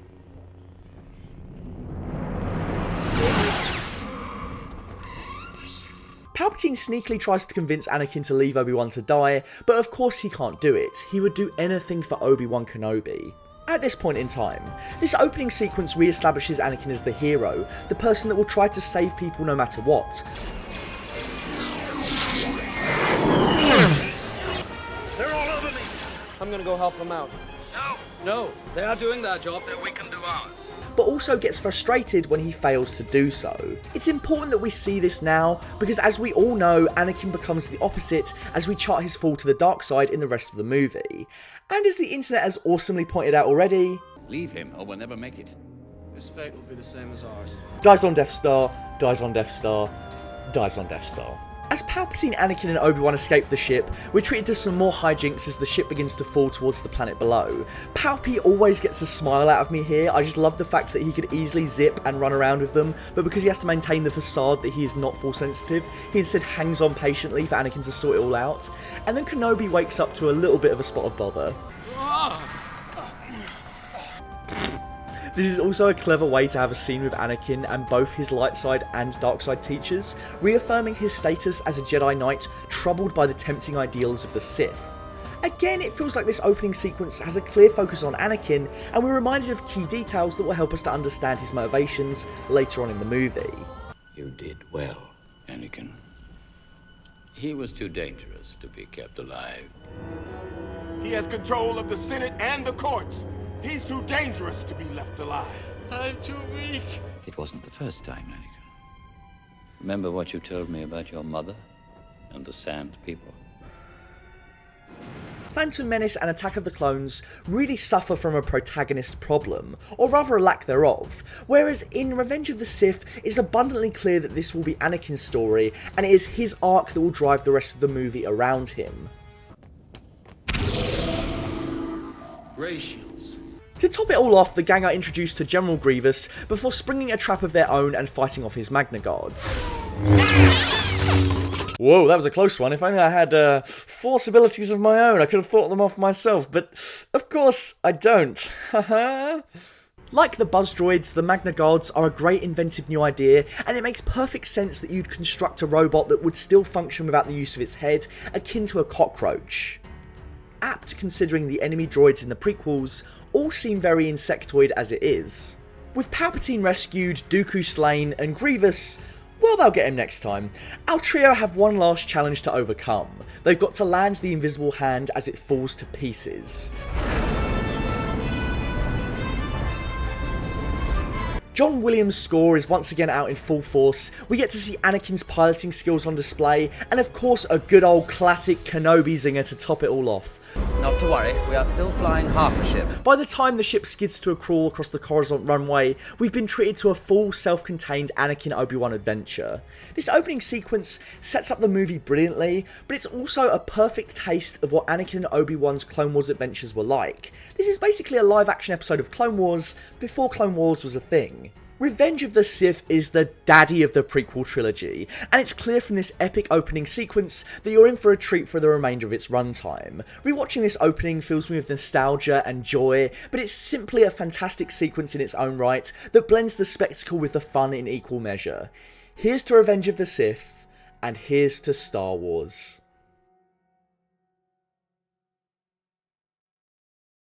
Coming up to the last couple of Lightsaber Duel videos, and I think maybe I should polish them off before Kenobi, because we're no doubt going to get some bangers there. Or not, they might be terrible, but I don't want to think about that. I've gotten a lot of comments asking to the sequels, Grievous vs Obi Wan and Palpatine vs Windu. So first off, since this is an episode 3 video, I just want to say, this fight, it doesn't do anything for me. I don't especially love the setting, I don't especially love the forearms thing, even as a kid it seemed like a bit of an action figure move. I like Grievous, but he gets his ass handed to him way too easily. One lightsaber versus four wielded by a cyborg brain should be a real test of the Force for Kenobi, but it's not really. It's more of a chase and fist fight than a lightsaber duel. The fist fight is actually quite fun. And I do enjoy that Kenobi just smokes his cyborg arse. So uncivilized. But to be honest, the Hello there. And these two droids in the background being best buddies are both more iconic than the duel itself. But Palpatine and Windu is my guilty pleasure lightsaber duel, even more so than Dooku versus Yoda, Anakin and Obi-Wan, because in spite of its shortcomings, that has some good moments. This fight has... It's kind of hard to defend. I can already hear some of you racing to the comments to tell me what a dickhead I am, saying I don't enjoy Grievous versus Kenobi, but I'll eat this shit up. Well, I'm sorry, but I do. I dig this fight a fair deal for what it is. This is like Dumbledore versus Voldemort, but I actually give a shit. Two masters who rarely get stuck in live action, finally showing the full scope of their powers in a showdown that decides the fate of the galaxy. It might have some weak choreography and some weird digital replacements, but this duel features two of my favourite Star Wars actors facing off, and the crescendo is probably the most important moment in the whole trilogy. Win do or lose do, this is nowhere near the worst fight in the Star Wars saga. No. Right off the bat, I've got to be honest and say that having these two in the duel is what generates a lot of my goodwill, and can you really blame me? Samuel L. Jackson and Ian McDiarmid are two of the best things about the prequels. Getting Sam Jackson in on these prequels was great casting. In 1999, hot off a string of successful parts in some of the biggest movies of the decade, having Sam Jackson play the most prominent Jedi next to Master Yoda was a great call. And in every movie we got to see a little bit more of both top tier Jedi Masters in action. In Phantom they're just sitting around, and in Clones we get to see them swing their sabers for the first time, Yoda gets to fight Count Dooku, but unfortunately, we never see Windu cross blades with anyone. That's why when this moment played in the trailer, everyone lost their shit, because finally, Mace Windu was going to have a lightsaber duel with someone. You're under arrest, Chancellor. Are you threatening me, Master Jedi? And really, who else but Palpatine? Ian McDiarmid is having so much fun in this role, and every turn of his performance is so satisfyingly theatrical. I am the Senate. Not yet. I was right. The Jedi are taking over! I could go on about his performance, but I'd just be repeating myself, so check out that video instead. In short, I don't think there's a better villain that I love watching succeed. His enjoyment is infectious. It's a duel that doesn't really go very hard, but I still find so much of it memorable because of these performances. Palpy is living deliciously, he's loving every second, and Windu is just not fucking around. This guy is intimidating as hell. The purple saber denoting a closer affinity to the dark side than most Jedi. Nobody screws around with Windu. At the same time, it kind of proves he's not the guy to take on Palpatine. Even though he can beat him in a straight up fight, he's too close to the dark side, and that compulsion is what makes him come across like the bad guy. More on that in a bit. I think this fight is necessary because Palpatine has to face the two leaders of the Order in this final prequel film. You get the first defeat when things really start to go wrong, and then Yoda comes in for the rematch at the end only to fail even harder. Mace Windu bests him in combat, but his hubris leads to defeat. Yoda loses in combat, and it breaks his spirit. Anakin was probably the only one who really could have stopped the Emperor.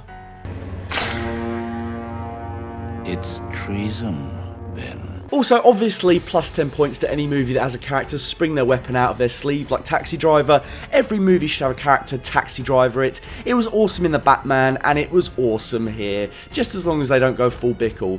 You never want to go full Bickle. But yeah, basically Palpy's weapon reveal is awesome, and yeah, the Force scream and spin is goofy, but I appreciate them trying to give Palpatine some menace and agility to show that he is a Sith Master. Supposedly the Force scream is what causes these guys to slack off, but I don't know, I think Palpy is just that much of a go. Look at this absolute pasting.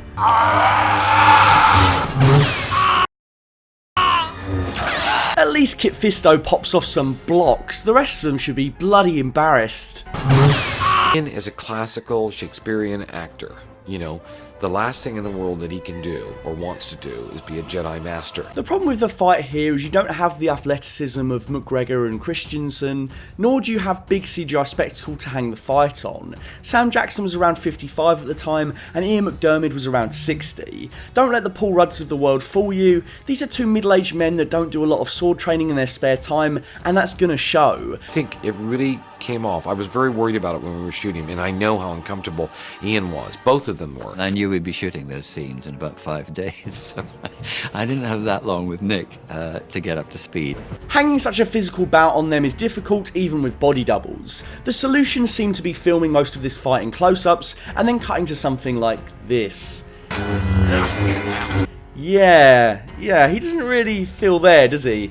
There's an odd weightlessness to that flip, and it feels pretty unnecessary. But again, I appreciate trying to communicate that you might have seen Palpatine shuffle around like an old senator in the prequels, but he is no pushover.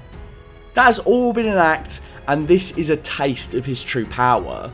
The Dooku fight in episode 2 also relied on a lot of close-ups, but it made it feel more organic to the scene because Anakin kills the lights. We can push in and get up close and personal, the only things illuminating Christopher Lee and Hayden Christensen's faces being the lightsabers. Here you kind of want the cinematography to pull back more. When it occasionally does, it's awesome. I love it when the window shatters as the two spin their blades in unison. Brilliantly composed. In terms of production design, everything looks fantastic. It's great to see purple and red blades cross, and the luxurious high-class burgundy and browns of Palpatine's office are really pleasing.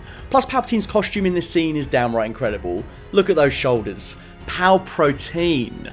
The only problem is it looks so flat against the CGI backgrounds and the CGI replacement on Palpatine's face, but these effects were breaking new ground in the early 2000s, and it's not as egregious as seeing green screening done only marginally better in 2022.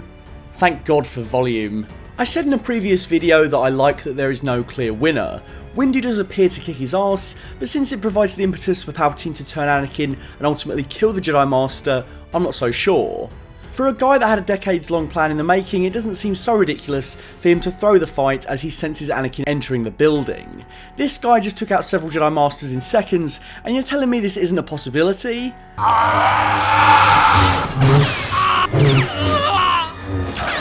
But I do remember a fair few comments before from fans saying that George has stated Windu wins, so sure, I guess it isn't Palpy's master plan, Windu really is just the better combatant, and I like the idea that the Jedi do come this close to winning and still manage to fuck it up, and it's always great to see a villain actually hit the ropes, squirm and crawl out of a sticky situation like a cockroach. We hate them for it, and love them for it. I still think there's something to be said for some ambiguity in the scene, no matter what Lucas thinks. It's interesting to have that version of events, and also the idea that Palpatine was puppeteering this whole thing to the last detail.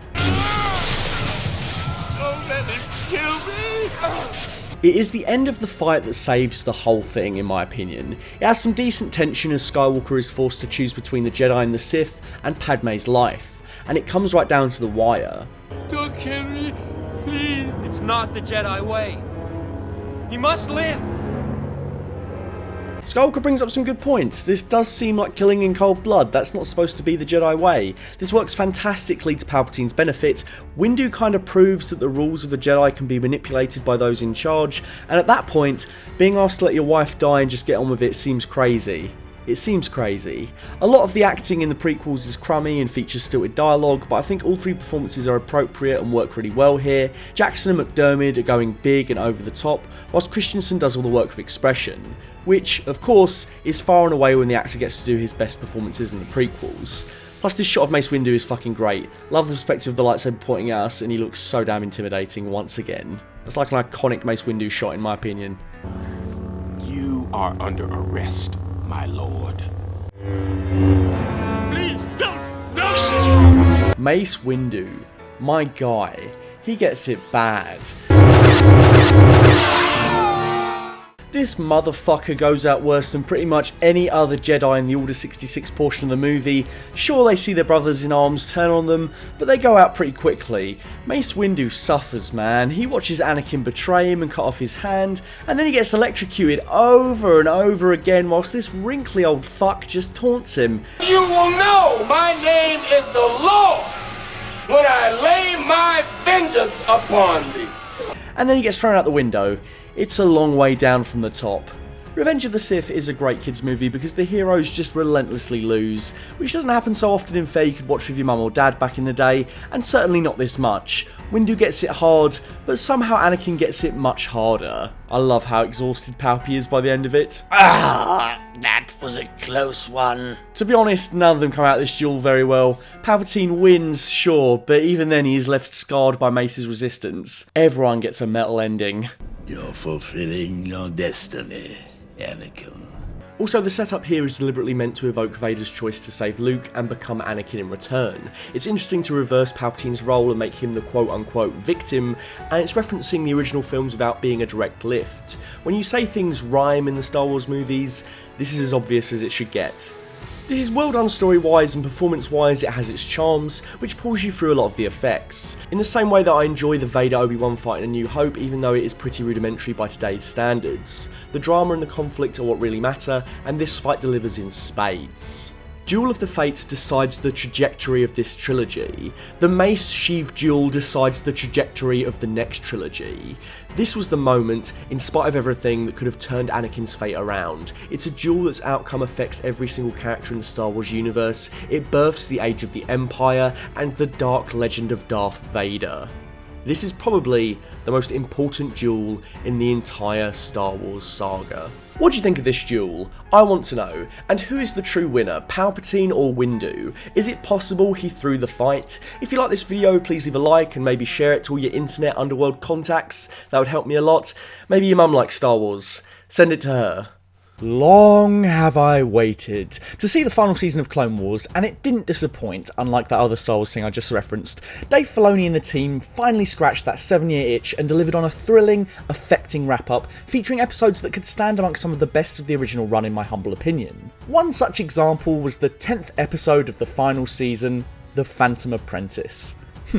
Nice title. Ahsoka Tano and Maul probably represent two of the show's crowning achievements. Ahsoka, an original character for the series that grew throughout the story and became a fan favourite right up there with the most beloved live-action characters. Maul, an example of how to resurrect a dead character and do it right, giving him more texture and personality than he ever had in the 2-ish lines he had in The Phantom Menace. Surely pitting the two of them against each other in a titanic clash of ideals is the perfect foundation for a show-stopping lightsaber duel. You may remember last year I did a little video called, that's right, this is the greatest animated lightsaber duel ever, in which I detailed what made Obi-Wan and Maul's final encounter in Twin Suns such an immense payoff to a long-standing rivalry. I really did think that was the best duel in Star Wars animation, but is that reign over? Is there a new greatest animated lightsaber duel ever? What am I going to call this video if it is? What am I going to call the last video? Someone called John David Washington. I've got to do some inversion. To find out, I'm going to be breaking down what makes the Ahsoka duel so satisfying. The only thing for certain, either way Maul is taking home the trophy. Win for Maul. This is the Ahsoka Maul duel from The Phantom Apprentice, the greatest animated lightsaber duel ever. Well, maybe we'll see. I'm recording the introduction before I finish writing this sucker, so maybe I'll be convinced, maybe I won't. Anyway, the episode starts right in the mess as we witness Ahsoka, blades drawn, wondering who the hell this insidious looking motherfucker is. I imagine we have several mutual friends. Someone's been checking out Ahsoka's Facebook page. Creepy. Master Kenobi had a more important engagement. Indeed. Love it. Maul is Kenobi's nemesis, but try as hard as he might, Maul is at the bottom of the Jedi Master's to-do list. You know, it just burns him to know Kenobi has been living in his head, rent-free, but it's unrequited on the other side. It's also a little sad in the context of the release order between Rebels and Clone Wars final season. We all know Maul is due to perish in Twin Suns, and yet here, all these years earlier, we're witnessing the Rogue One fail to stir even a peep out of Kenobi. His fate is sealed when Kenobi has the time and the patience to deal with him. He's otherwise engaged. Maul is episode 1 shit, baby. Obi-Wan has got bigger fish to fry, like chosen ones.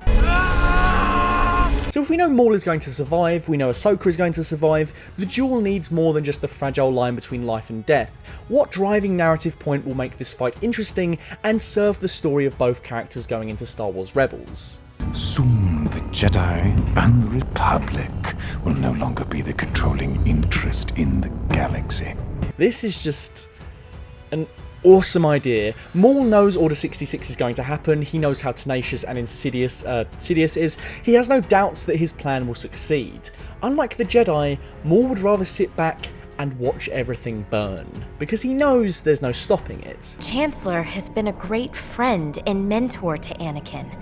I can't imagine he is happy about this. Of course, Ahsoka points out the painfully obvious thing, something rooted in emotional intelligence that the Jedi were too ignorant to consider. They have blind faith in the fact that a Jedi is a Jedi. They will remain one, even when their loyalties are tested with their friends, even when they are asked to directly betray said friends' trust. Present throughout this whole episode is that idea of their ignorance, and it all comes from the fact that their misguided attempts to stomp out attachments has left them weak and ineffective. It's laughable that we're even getting Anakin to spy on Palpatine. They are years too late. A sentiment propagated by Maul in the very same episode. He's there to represent that viewpoint, that the wheels have already been in motion for so long that the only thing to do now is sit back and watch as the Jedi Order destroys itself. Ahsoka, the Council isn't always right.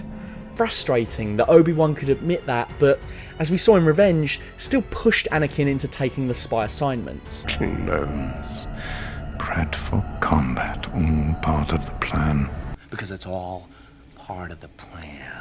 Maul is literally standing there telling Jesse that his entire existence, his reason for being, it's a lie. He's a pawn in a larger arc, never made to fight a righteous war, but a jack-in-the-box laying in wait until he can be used to do the one thing that matters: killing the Jedi. Everyone in this episode is a puppet of Palpatine, so too is Maul, but he can see the strings. The only plan that matters. Not even I was made aware of its grand design. But I played my part. I love this recurring theme that Maul is so deeply alone. Forever the galaxy's garbage, no matter what he seems to do, he ends up on the fringes, thrown away. I was cast aside. I was forgotten. Facing Order 66 and the end of the Republic, knowing that he had a part to play and was nothing more than a tool, a means to an end, his entire life was a trick, it's fitting these feelings come to light again just before we witness all the clones go through this same realization. You said he wanted Kenobi here. It wasn't just Kenobi he wanted, no. There was someone else he was interested in. He doesn't want you at all. He's after somebody called Skywalker. Before Vader tried to set a trap for the Emperor's prize many years in the future, Maul would attempt it first. I like that the final run references Vader's trap in Empire, Kylo's offer in Jedi, Vader's massacre in Rogue. It's making a point of tying all these different visions of Star Wars together. Even the stuff you might not have liked, that Star Wars is Star Wars to somebody, and Dave Filoni gets that. Rather than trying to put stakes in the ground and drive conflict in the fan base, I think he really makes strides to bring us all together. Which is, when you think about it, it's some full tilt Jedi shit. At the time I thought Dooku was an old fool, but now I see. He and I are the same. It's heartbreaking to think that Dooku could have been one of the greatest Jedi to ever live. Maul didn't have to be a weapon. The dark side has never been stronger. But here we are, when it's all too late, Palpatine has already won, and surprisingly, this episode is more meditative than we might have first thought. Before the fateful duel begins, it's all about Maul realising how twisted and used he truly was, how his pain isn't even unique, and yet at the same time he has no one to share it with. Well, almost no one. We were both tools for greater powers. Pitting Maul and Ahsoka against each other is interesting beyond the classic who would win in a fight, as thrilling as that can be. They are both exiles from their respective orders, Maul was left for dead to fend for himself, the rule of two a tragic misnomer, there is no master and apprentice in the Sith, only puppet and puppeteer. You were motivated to leave by the hypocrisy of the Jedi Council. Ahsoka thought she was becoming a Jedi to be a peacekeeper, but all she has ever known is being a soldier. They were both promised something different, but they're also both smart enough to figure out things on their own, and if needs be, carve out a new, uncharted path. With your help, the Jedi can stop Sidious before it's too late. What? The Republic to fall? It already has, and you just can't see it. I just love how he talks about all of these things in the past tense, matter of fact, it's already over. Ahsoka is still trying to hold on to the old ways, the old narrative where the Jedi defeat evil in the name of the Republic. She's still holding on! Let go! The parallels to The Last Jedi are clear here. Maul's offer is about rejecting both the dogma of the Jedi and the Sith. It's about letting the past die, it's about seeking the chance to carve out something new between them. Time of the Jedi has passed.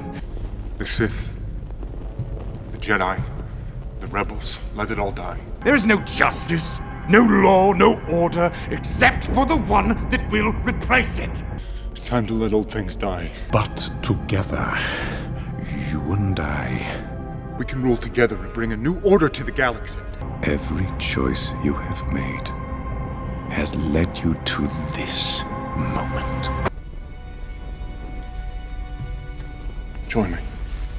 The fate of the Republic, of the Jedi, that's all sealed in Maul's eyes. But there's this one chance, their only chance, to actually enact change. Maul and Ahsoka, not bound by rules and ideals, they might just be able to destroy Sidious together. And incredibly, unlike Rey, who doubles down on the old order, the old ways, Ahsoka chooses the unexpected. If only it were that easy. What do you want with Anakin Skywalker? Really, if what Maul was offering was true, if he really did want to create something new, to tear down the old ways, overthrow Sidious, and let everything fall, they would have formed a relationship. But he doesn't really want those things, he falls back on the same mantra of the Sith, to overpower, to possess. He wants to destroy Anakin Skywalker. Orchestrated this war to lure him here with Kenobi, to kill him. Ahsoka, quite rightfully, knows that his plan to destroy Anakin is no different to what Palpatine has in store for her dear old friend. I know Anakin. At the same time, would she have taken up her blades against Maul if she had even a shred of doubt about Anakin? If she saw what he would become as Maul did, maybe even then, even on a path to destroy, maybe she would have joined Maul. It's a great setup. It makes you question it. It makes you question these characters' allegiances. One that makes this fight worth the price of admission, even when we know both combatants will live to fight another day. Now there's a big thing that sets this fight apart from the other animated duels I've covered. It is a triumph as much as it is a failing. Well, I don't want to say failing. None of this spectacular work from all the people that put time and effort in is a failure, but it's something that really holds the key to this duel in my mind. The answer to the question, is this the greatest animated lightsaber duel? The Clone Wars team utilised motion capture for this battle, even managing to get the man synonymous with Maul's physical presence back to own the role that made him a household name, Ray-Park. Why don't we bring Ray in and do some motion capture? He could be Maul, you know, one more time. Alongside Park, the team brought in veteran stunt performer Lauren Mary Kim to create Ahsoka's physical presence. The result is exactly what you'd expect when you get two professional stunt maestros to go at it. That weighted, brutal physicality we recognise from The Phantom Menace pours into The Phantom Apprentice, and it's a joy to see. So when we see Maul fighting, it's going to be really Maul fighting. You can sense that Filoni knew they had created something special with the Twin Sons duel, directly referencing the need for the Ahsoka Maul battle to go big and bombastic, as a direct contrast to what we saw before. As much as the Obi-Wan versus Maul fight was brief, I wanted this fight to be big. And you know, I think that's part of the problem for me. The understated beauty of that fight, why it works so well, it's so difficult to top because it is so unique amongst everything else in the Star Wars world. We're used to and expect drawn out and epic duels like the Battle of Mustafar, the Duel of the Fates and so on. Twin Sons took a gamble, and I think it paid off, but that's the mic drop. Anything else involves awkwardly getting back up on stage and pinching the mic and hoping no one is still looking forward. At the same time, the choreography is really, seriously awesome. You're lucky Anakin didn't show up. Every swing, dodge and parry works tremendously well and slots into that perfect sweet spot between being a dance full of finesse and a get-down-dirty slugfest. I guess really I'm torn, because it is very cool that they got Ray-Park back and they motion captured this whole thing, because it does make it feel like a proper live-action duel, but at the same time, that means you lose some of the charm of the weightlessness and movement of the original CGI Clone Wars characters. Not everything needs to be realistic, and particularly in the case of animated Star Wars, the stuff I love the best is usually the most outlandish and fantastical.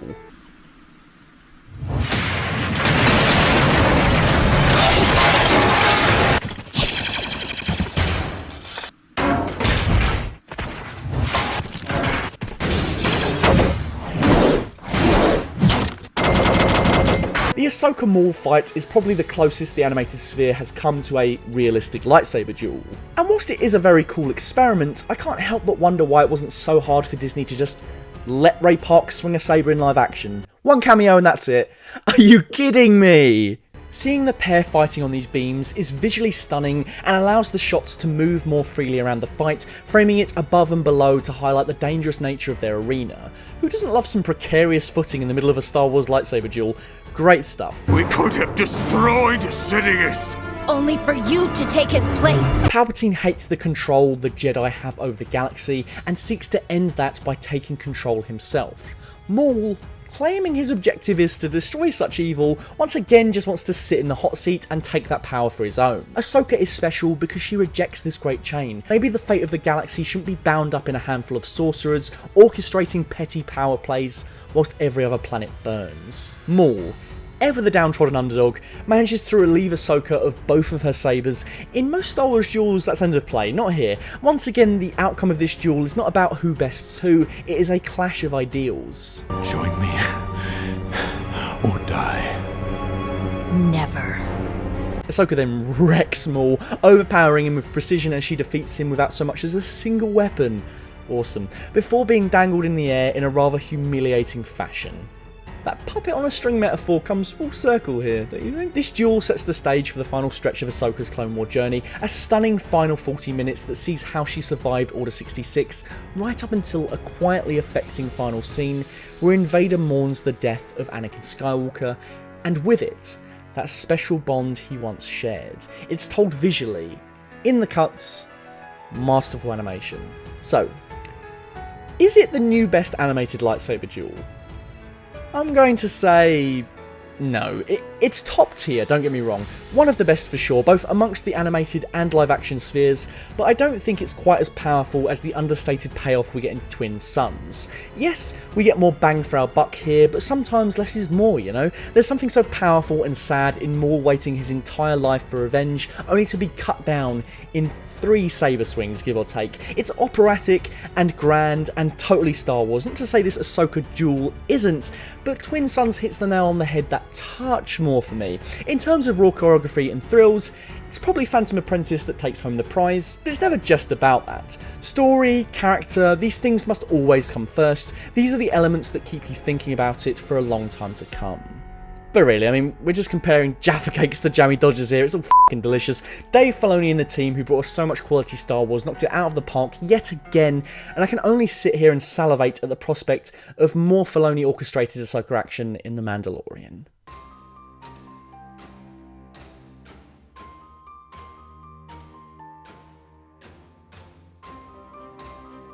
If you're a fan of good lightsaber duels, Star Wars Episode 3 Revenge of the Sith is one of the most entertaining movies in Star Wars history. In terms of raw variety, quantity and imagination, Revenge of the Sith takes the lightsaber dueling cake, not just from the prequel trilogy, but the entire saga. No Star Wars movie has so much lightsaber combat jam-packed into one experience. Every single duel is good for its own reasons, and save for a few instances, have an essential reason to be in the story. Everything in this movie, and the prequel trilogy as a whole, leads to the climactic duel in the third act between Obi-Wan Kenobi and his former apprentice turned Jedi Knight turned Sith Lord, Darth Vader. In 2005, this was a duel fans of Star Wars had waited for since its very inception.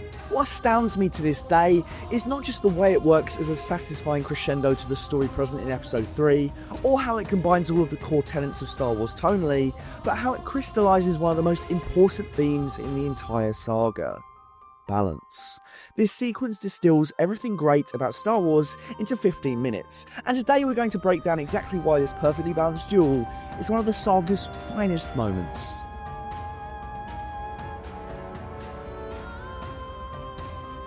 It's often easy to think of the Yoda-Palpatine duel and the Anakin Obi Wan duel as 2 separate fights, but both are so intertwined that I think it's actually best to count them as one. The last of the Jedi versus the last of the Sith, the Elders of the Force and the battle-hardened champions locked into battle on 2 planes. Friends turned enemies, ancient evil versus ancient good, day versus night. It's probably about as balanced as the Force ever gets in the saga. It also juggles the wide-ranging tone of Star Wars really well. On the one hand, we get treated to a little bit of humour, which is juxtaposed with the far darker, heavy affair of seeing Anakin's friends fail to get through to him. I will do what I must. You will try. Some clunky lines aside, this is the prequel trilogy firing on all cylinders. We get to see 2 veterans of the Clone Wars fully go at it with all their might, and it's an interesting matchup because Kenobi knows firsthand just how strong Anakin is. He's on the back foot for the entirety of the duel, as Anakin just steams ahead at him. It's a neat little payoff to seeing Anakin goaded into overpowering Dooku. You have hate. You have anger. But you don't use them. That was just a taste of the full power of this fully armed and operational Sith Lord.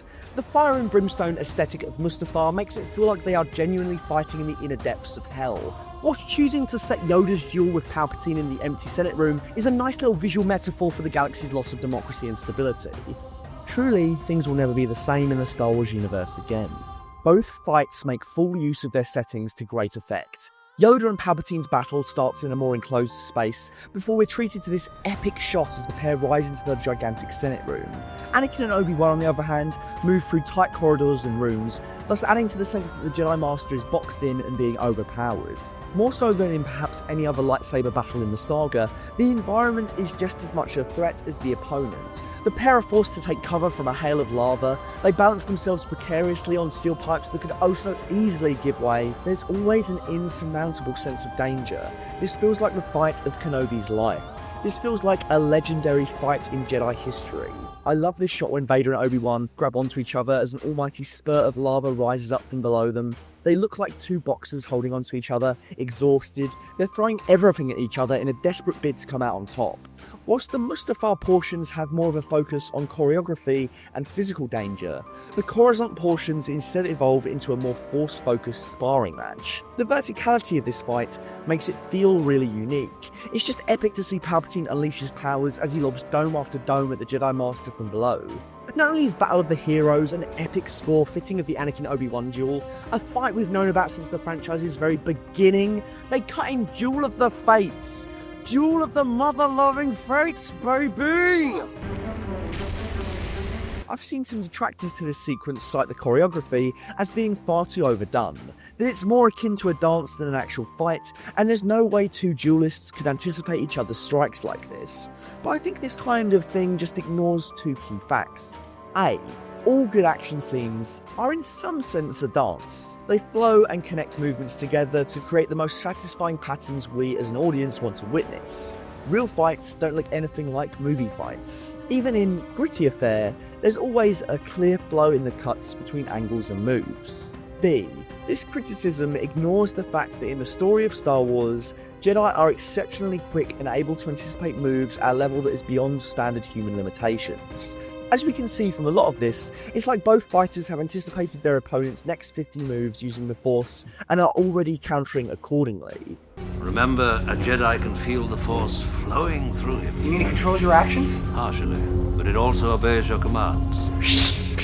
And there's no trickery in the movement here. Hayden Christensen and Ewan McGregor really did train to pull off all of this stuff.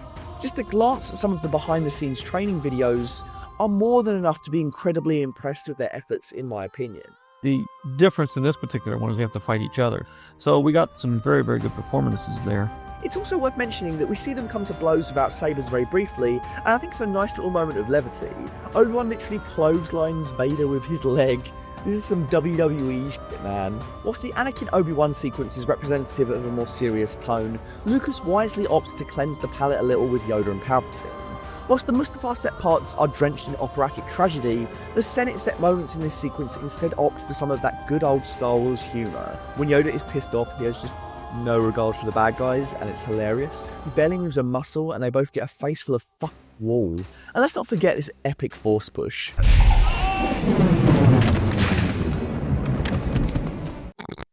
I'm going to need that one more time.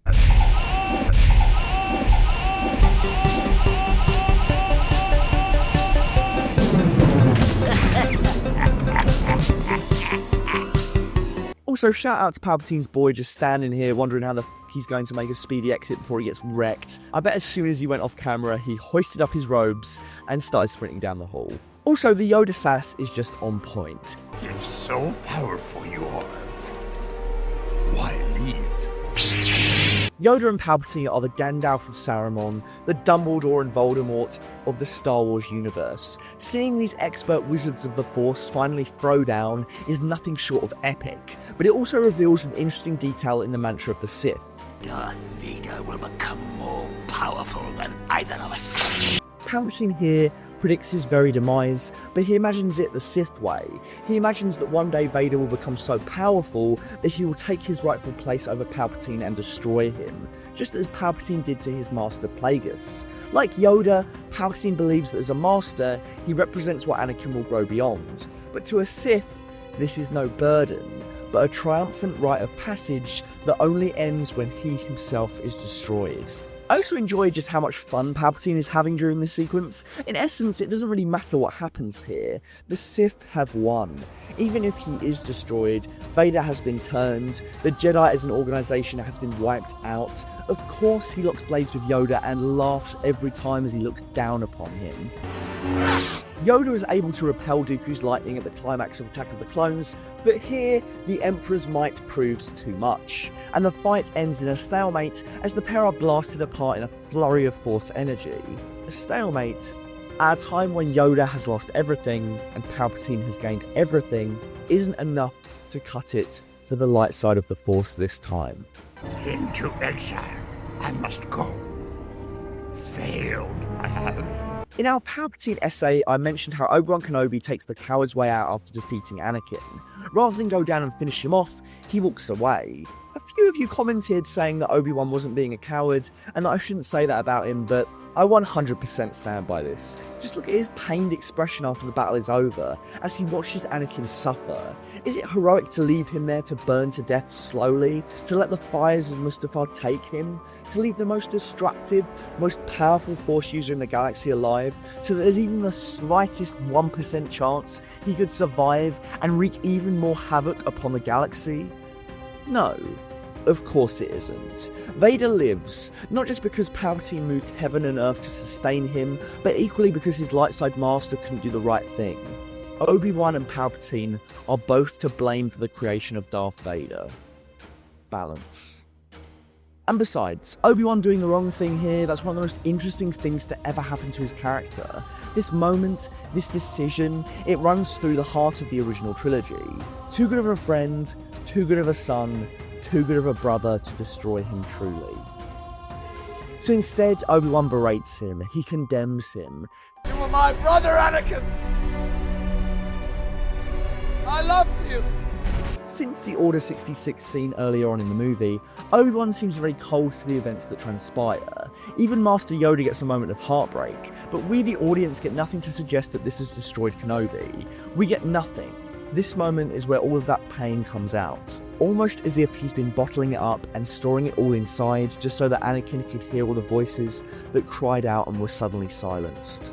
Even though Obi-Wan defeats Anakin, none of this is framed as a victory. Indeed, the most striking thing in Revenge of the Sith is that the good guys lose in every single sense of the word. Obi-Wan and Yoda are forced into exile the rest of their days, Padme dies, and something far worse befalls the man who was once Anakin Skywalker. Destroy the Sith. We must. Obi-Wan and Yoda both fail, but it is this titanic failure to destroy the Sith that allows the events of the original trilogy to fall into place. It is this failure that causes both Jedi to help Luke Skywalker as best as they possibly can, beyond what they can, to learn from their mistakes and to make him the greatest Jedi that will ever live. Animation allows you to move humanoid bodies in ways that you just couldn't get away with in live action. Even when a live action character is entirely replaced by CGI, you're bound by the laws of physics. If you break those rules, you can be sure the audience will notice that something is off. But animation allows you to do whatever you want. Your characters can move quicker in more dynamic ways, you can give the audience visuals unlike anything they've ever seen before, so when it comes to all-time favourite lightsaber duels, it's no wonder so many of you cited the Clone Wars and Rebels cartoons. And it turns out, whether it be live action or animation, the only key ingredients you need are 1 teaspoon of Obi-Wan Kenobi with a pinch of Darth Maul. That's right, this is the greatest animated lightsaber duel ever. When we last discussed an excellent lightsaber duel, Darth Maul was sent tumbling to his certain doom at the hands of Obi-Wan Kenobi, the first Jedi in 1,000 years to defeat a Sith. But as we know, Maul didn't perish on Naboo that day, and remained an active thorn in Kenobi's side across the Clone Wars.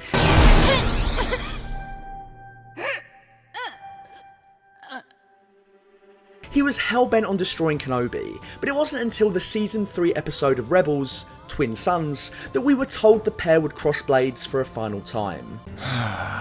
Look what has become of you. A rat in the desert. Look what I have risen above. Maul is seething, quick to belittle Kenobi and coerce him into anger. If you define yourself by your power to take life, your desire to dominate, to possess, then you have nothing. Obi-Wan, on the other hand, stays calm, collected. He makes no threats towards Maul, but merely points out that he has risen above. I think he's referring to Maul's tunnel vision aggression and ill-begot passion to win. And what do you have?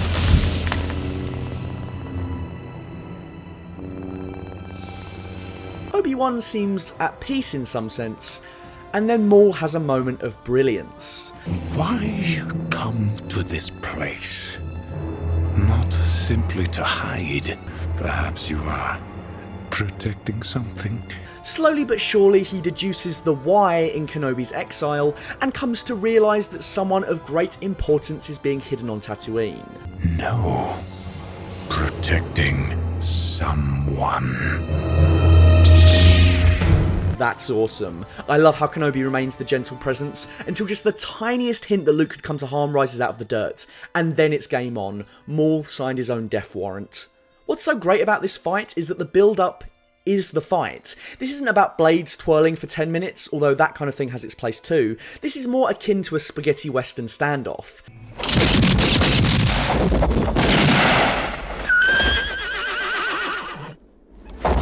This duel harkens back to the very same classic cinema that inspired the original trilogy. Yes, I bet you have. Blades drawn, the tension here is squeezed out of every moment. As we see these masters of the saber psych each other out, we're left wondering who will come out on top and how. What's so magnificent about this fight is that all the clues are there before any lightsabers even clash. Kenobi initially takes a Sorisu or Form 3 battle stance, and Maul responds to this. But then Kenobi switches from his signature style during the Clone Wars to Ataru, or Form 4, more evocative of his fighting style in A New Hope, which is a neat little way to bridge the McGregor Kenobi with the Guinness Kenobi. It's also the same style that Qui Gon used to try and defeat Maul all the way back in Episode 1. Ironic. Maul doesn't switch his stance. His strategy remains the same going into the fight. So it's clear there's only one way this is going to go. In literally 3 strikes, the entire fight is over. Decades of feuding is brought to a satisfying crescendo, and if you watch closely, Maul actually attempts to perform the exact same saber butt to Obi-Wan's head that he used on Qui Gon Jinn. Kenobi, anticipating this, strikes right down the middle, cutting Maul down. That crucial piece of connective tissue to their very first fight makes this duel feel like the epilogue you never knew you needed. And whether or not you've seen a single episode of Clone Wars or its sequel show, this duel works on its own as its own closed loop. This scene just works in isolation. It could have been a fan film and you'd still get all the context you need. Hell, if you'd never seen Star Wars before and you didn't even know the complex history between these characters, you could still get something out of it emotionally.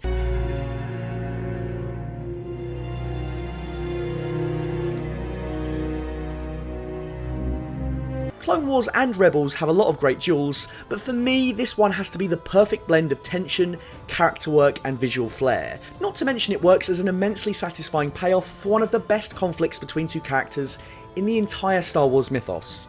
But make no mistake, by saying this is the greatest brackets animated duel, I'm not saying that animated lightsaber fights should be put into their own box or that they can't be compared to live action, because they absolutely can. It's more the effect for the audience. The sense of visual wonder and excitement is distinctly different between them. They are two distinctly different expressions, and that's okay. Give me more live action duels, give me more animated duels, just keep giving me new shit, fresh shit, imaginative shit, just whatever you do, don't give me actual shit.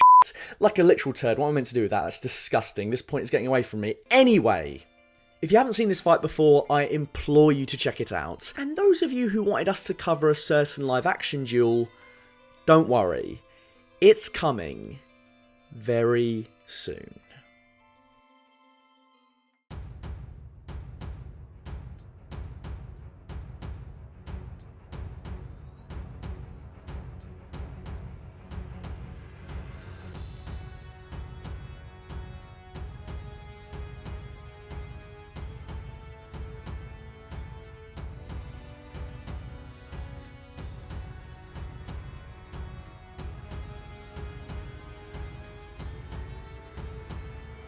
The recent announcement of Hayden Christensen's return to the Star Wars universe alongside Ewan McGregor in the Obi-Wan Kenobi Limited series has sparked talk of the legendary duelists going at it one more time.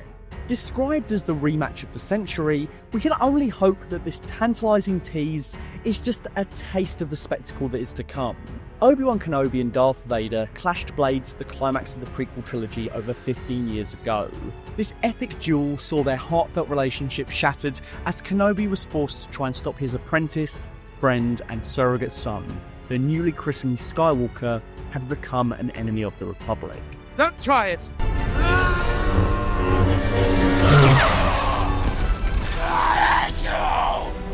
In Star Wars chronology, these two would be destined to meet again 19 years later, clashing sabers once again as older, if not wiser, men. When I left you, I was but the learner. Now I am the master. Only a master of evil, Darth.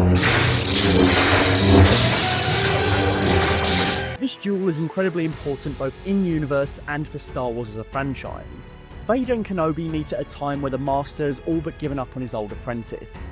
They exchange far fewer words this time before they come to blows. Kenobi has no intention of saving Anakin's soul. His objective is to distract the Sith Lord just long enough for a New Hope to escape. I sense something, a presence I've not felt since... You were my brother, Anakin!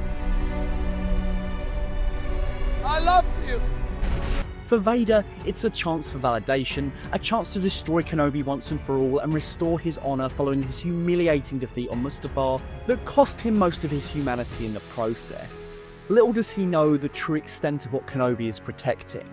Anakin is meters away from his estranged son, a potential heir and accomplice for his darkest ambitions. But the Sith is bluntly unaware of what Luke Skywalker will one day do. He will one day opt to save him instead. In a similar sense to the first chronological duel of the series, many fates are tied to the outcome of the fight. If Vader wins, Luke and his newfound friends might not escape. Their incredible journeys across the original trilogy, the trinity that will lead the rebellion to victory, could be captured by the Empire, or worse, killed. For Kenobi to win, it only means keeping these Skywalkers apart. Survival is unfortunately not an option. Even at the end, Vader can't defeat Kenobi, not truly. In one of Star Wars' most memorable moments, the Jedi Master raises his saber and allows Anakin to cut him down. It's a traumatizing moment for Luke now, but later down the line this lesson from Kenobi will mean everything. Sometimes, for the light to shine through, it means putting down your sword. I'll never turn to the dark side. In the first lightsaber duels, Lucas was adamant that these blades would feel very heavy. You couldn't possibly use them one-handed. This, of course, restricted a lot of the movements and choreography. Obi and Vader mostly face each other head-on and simply meet each other's blades. At one point, Obi does a little spin. Ooh. But aside from that, the dialogue and the tension of Luke and the gang's escape holds much of the encounter together. Later, Lucas would reverse his decision, which gave way to much quicker and more bombastic fighting styles in the prequel trilogy. Stunt coordinator Peter Diamond was forced to teach the late great Sir Alec Guinness and David Prowse to swing their sabres without actually touching blades. This was because the prop swords were incredibly fragile and would snap at the slightest strike. It's a far cry from what Ewan McGregor and Hayden Christensen were allowed to do when it was their turn to train for an Obi-Vader duel, but of course the technology behind the props would only improve as time went on. The crappy carbon fibre rods would eventually be replaced with sturdier aluminium. Don't at me saying I pronounce aluminium wrong, we don't call it aluminum in the good old UK of A, okay? Hell, Lucas wasn't even going to use colour for the lightsabers at all. The decision to use blue for the goodies and red for the baddies transpired later in production. It's really awesome that we get to see what they might have looked like when we recently saw Ahsoka's lightsabers in live action. And whilst the first movie establishes the idea that only Force sensitives can truly wield a lightsaber with the elegance and precision that they require, Lucas considered arming Vader's henchmen with the iconic weapons as well. That's why the final design for the Stormtroopers feature this cylinder on their lower back. This would have been where the infantry units would store their hilts. Fortunately, Lucas decided to restrict it to the Jedi and the Sith. The logistics of bringing a lightsaber blade to the big screen is pretty standardised now, but for this lightsaber duel, much of it relied on agonising trial and error. Lucas initially got the production to use reflective rods, which would spin via a motorised mechanism within the lightsaber hilt. The theory was that it would reflect the stage lights and create the effect we are used to today. This failed horribly, and the decision to use animation was quickly decided upon. Even at that, it was tough to rotoscope the coloured beams onto the blades. The hilts were a relatively simple affair by comparison. Set designer Roger Christian created the Anakin Vader designs from recycled camera parts. The most complicated saber hilt was actually that of Kenobi's. It consisted of a whole different host of odds and ends, including Rolls-Royce and jet engine parts, as well as components from a British rifle grenade made in World War II. Wow, it paid off in my opinion, but that's only because the Kenobi saber is my favourite hilt design in the entire series. The technology to create the visuals of the lightsaber as well as the choreography have clearly come a long way since 1977, but the sounds of the saber haven't needed to evolve nearly as much. Star Wars pretty much nailed that 43 years ago. The man that created the iconic beeps of R2 and the humming engines of the Falcon, sound designer Ben Burt, cited the lightsaber sound effect as the very first thing he came up with for the movie. Burt had to craft the sounds for Star Wars as Lucas was writing the script, instead of frames from the finished cut. Burt relied on Ralph McQuarrie's original concept art to guide him. As a student and part-time projectionist for USC Film School, Burt was very familiar with the hum of the projectors in the booths. And when I saw the pictures of the lightsaber and the artwork for the film, I thought, wow, I think that hum of that projector motor is just the right thing, so... This gave him a little idea. And the other element came about by accident. I had a microphone cable that was broken, partially, carrying my tape recorder across my apartment one day, and I went near the television set. The microphone picked up the buzz from the television picture tube and combined it with the projector hum. To capture the sound of a lightsaber mid-swing, Burt combined the sounds, played them out of a speaker, and then re-recorded those sounds with another microphone. By moving the microphone over the speaker as he was recording it, Burt created a Doppler effect, thus making it feel like the sound is passing closer and further away. Dry ice hitting metal is what you hear when the sabers clash. Each film has seen new Foley elements and sound recordings tweaking the formula, but the essence of the incredible sound behind the lightsaber became what it is right here in the duel against Vader. Now I am the master. Only a master of evil does. A lot of people have asked me to do a video on the fan reimagining of this fight. SC38 Reimagined, or Scene 38 Reimagined. Published by Fix It in Post on May 8, 2019, the concept takes the original bones of the very first lightsaber duel and amps it up to be more in line with what we've seen of these duelists in features like Revenge of the Sith and Rogue One. Basically, we get to see the fight as it would have probably turned out if it had been made in the 2000s. And yeah, I think it's really cool. It's incredibly well made. There's some really nice effects on display that add to the ferocity of the fight, like Vader catching fire, the blades scorching the corridor floors and walls. It's a really thrilling lightsaber duel. And there's not much else I can really say. I don't really geek out on it as much as some, but I applaud any fan's ability to take their love for the material and create something of their own making. What interests me most about something like SC38 is the fan response. There is a clear and present thirst to see Master Kenobi throw down with Lord Vader in such a frenetic style. For the longest time, we thought that Obi and Vader were reunited after a 19-year stint from Revenge of the Sith to A New Hope. This is also implied, but not confirmed by the line, "When I left you, I was but a learner. Now I am the master."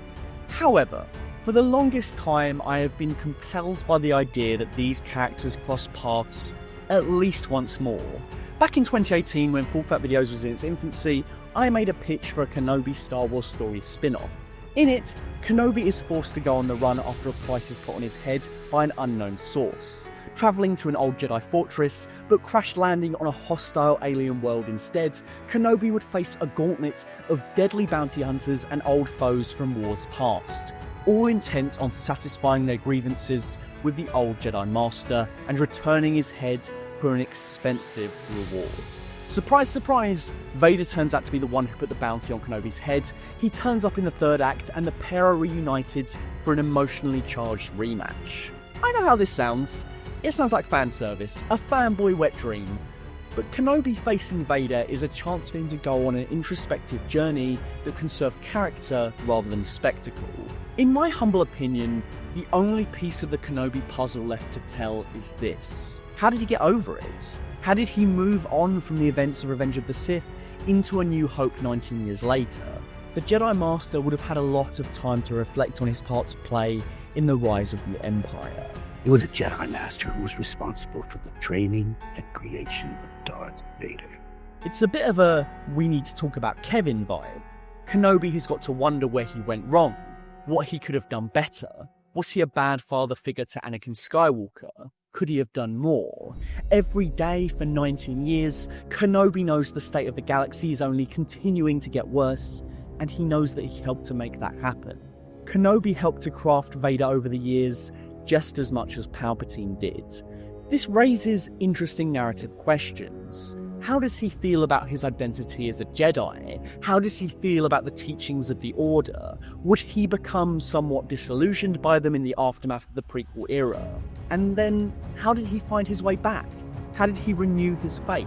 How might his guilt have manifested? And perhaps, most importantly, if his surrogate son, his apprentice, his friend, was standing in front of him, trapped in a cyborg body after Kenobi himself slashed him to bits, what would he say to dear old Anakin? In any story featuring Kenobi between episode 3 and 4, the memory of Anakin would be at the forefront of his mind. It only makes sense to structure your story around it. Whether or not it seems obvious at first, to my mind, the story is hurtling towards the moment these two meet again. These are all notions and questions that don't really come to a head in the very first lightsaber duel, but that's because the story wasn't there yet in 1977. Now, Deborah Chow and the team on Kenobi have a chance to do something affecting, tragic, and beautiful. It's more than just a chance to swing lightsabers on screen and get the fanboy giggles. Make the untold story of the secret duel between Obi-Wan Kenobi and Darth Vader matter. Make it a part of the story between them that we can't live without once we've seen it. The very first lightsaber duel might not be the most frenetic, the most terrifying, the coolest, or the fan favourite, but everyone remembers it. It is the lightsaber duel that started the foundation with which many talented filmmakers, stunt performers, and actors evolved to form. Slowly but surely, these duels tried new things. They gave us more complicated movements against more engaging backdrops. They made the environments part of the threat. They improved the technology behind the scenes. Well, if you want to hear me gush about all that, take your pick from these videos, please. And from a narrative level, this duel marks the end of a complicated frenemy relationship that runs through the heart of pretty much everything from the prequel era. Obi-Wan Kenobi and Darth Vader kicked it all off for George Lucas, and it was these very same duelists who bookended his time with the franchise in his final Star Wars movie. We can only hope that the third installment in the Obi-Wan Vader dueling trilogy can stand as tall as these efforts.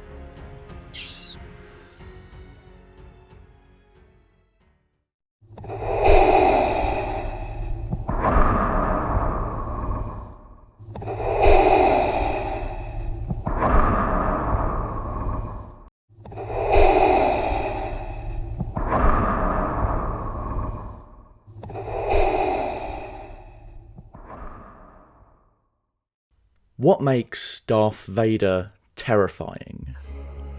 The answer can surely be found in no better way than by experiencing the duel between the Dark Lord of the Sith and the son of Anakin Skywalker. Through tension and terror, through characterization and conflict, the ultimate horror of Darth Vader is illuminated in what may very well be the most iconic moment in Star Wars history. The entire movie is perfectly structured in service of this climactic duel. We see for the first time the mighty Vader bow before a master. The son of Skywalker must not become a Jedi. He will join us or die. We know that Luke Skywalker would never join them. So maybe he can defeat Vader? If you end your training now, if you choose the quick and easy path, as Vader did, you will become an agent of evil. Yoda and Obi-Wan Kenobi see Luke's destruction at the hands of Vader as an inevitability. But Luke's vision of the future, a future that would see his friends perish, compels him to go no matter the cost. And sacrifice Han and Leia. If you honor what they fight for, yes. Yoda's advice echoes the similarly cold, perhaps even ignorant advice he once gave to a young Anakin Skywalker. Rejoice for those around you who transform into the Force. Mourn them do not. Miss them do not. Luke reacts much like the legendary Jedi, proving Anakin wasn't wrong to want to save those close to him. What separates Luke and Anakin is the lengths they would be willing to go, the lines they would be willing to cross, just to keep their loved ones safe. The cave. Remember your failure at the cave. But everything is against Luke. His masters, the people whom he trusts completely, beg him not to go. His friends will be vanquished if he does not. I can't keep the vision out of my head. They're my friends. I gotta help them. You must not go. But Han and Leia will die if I don't. There's not a better reason for Luke to dive into the belly of the beast. Just like his father, if the Jedi Code stops him doing what he believes is right, he will ignore it. Anakin Skywalker's heart lives on. Enter Cloud City. There is a satisfying contrast in watching Luke venture into a city amongst the clouds, its hallways bathed in heavenly white and blue tones, only to watch him ascend into a den of darkness and evil. He walks through heaven to enter hell, and the devil is waiting patiently. The Force is with you, young Skywalker. But you are not a Jedi yet. We're reminded that Luke has barely begun his training. Obi-Wan, a veteran of the Clone Wars, fell at Vader's hand. The orange aesthetic bleeding into the deep blues makes it feel like Vader has brought a little piece of Mustafar with him. The choices of colour hint at the inner conflict that will tear Vader apart from here until his death. It allows for both combatants, these vestiges of good and evil, to cut such clearly defined silhouettes as they draw their signature weapons, leaving no doubt that this is the single greatest set in all of Star Wars history. Luke barely says a word to Vader. There is no ambiguity as to his evils. Luke sees him as a dragon he must slay and nothing more. Apt that their rematch will see Luke using words over his weapons. Vader moves with uncanny precision, focus, and surprising agility.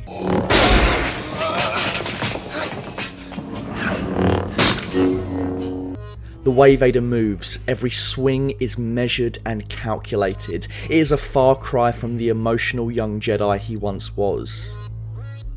Now that passion is replaced with choreography that highlights the machine over the man. The parallels to the duel of Mustafar are clear. Much in the same way Obi-Wan was forced into a defensive style for the entirety of his battle against Vader, so too must Luke attempt to keep the Sith Lord at bay. You don't beat Vader, you can only try to stay alive. It becomes readily apparent that what makes this duel so unique is that it isn't much of a duel at all. This is pure survival. It's also an audition. Impressive. Most impressive. What's more terrifying than seeing Darth Vader before you? Knowing he is before you, but being unable to see him. The duel pivots from the clash of sabers to something more intense. Vader's breathing makes you shudder before you even see him emerge.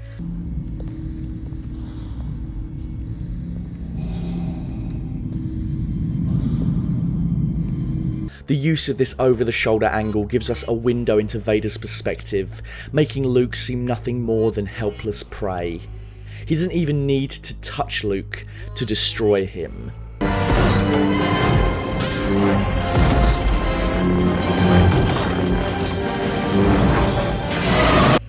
The focus on Vader's mask yet again reminds us of the machine. If he takes pleasure in this, or hates himself for hurting Luke, we have no idea. The breaks in battle only make it worse for Luke and the viewer. The movie isn't afraid to build the tension slowly as our Jedi-to-be explores Cloud City's eerily empty facilities. He's a rat stuck in a maze. Vader is inevitable.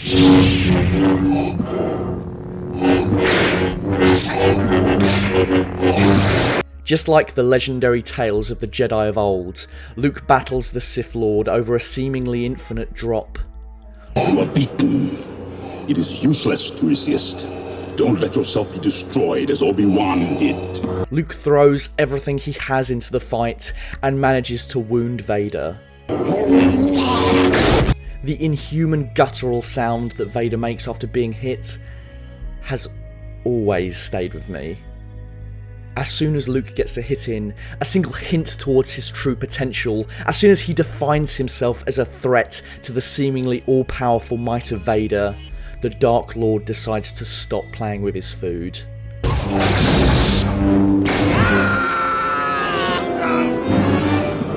Of course, then comes the awe-inspiring crescendo we all know, beat for beat.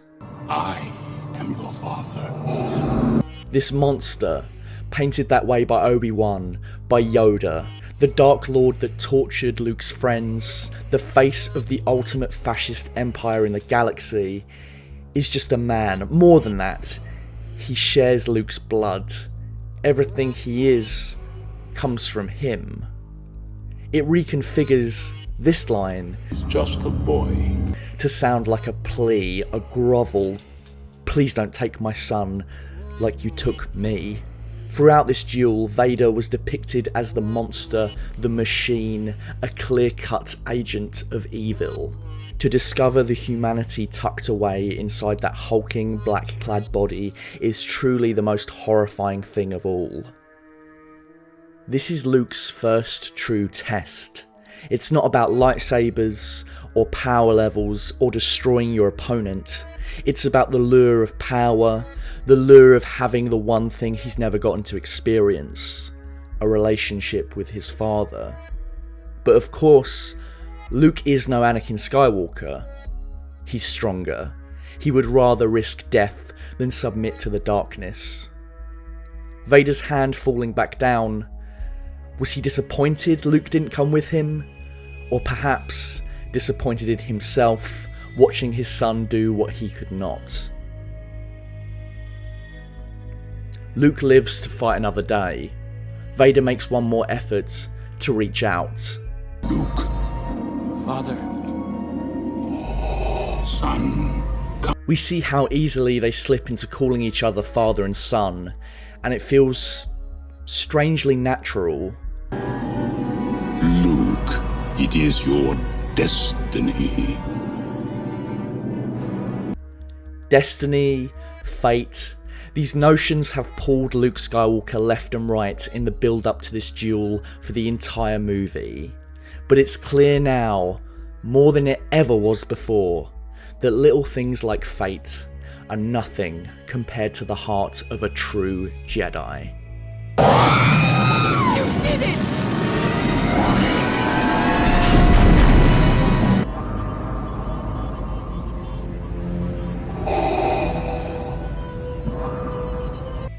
There's no dialogue here. The shot holds for just a few seconds. But there's something so magical in watching Vader's head turn back to the stars one more time. As if he felt vulnerable, his heart laid bare for the first time in decades. The story is told in the cut. We see this, and then we see an Imperial officer who has feared Vader for the entire movie, and for the first time, it looks as if he's almost sorry for Darth Vader. Anakin Skywalker's heart lives on.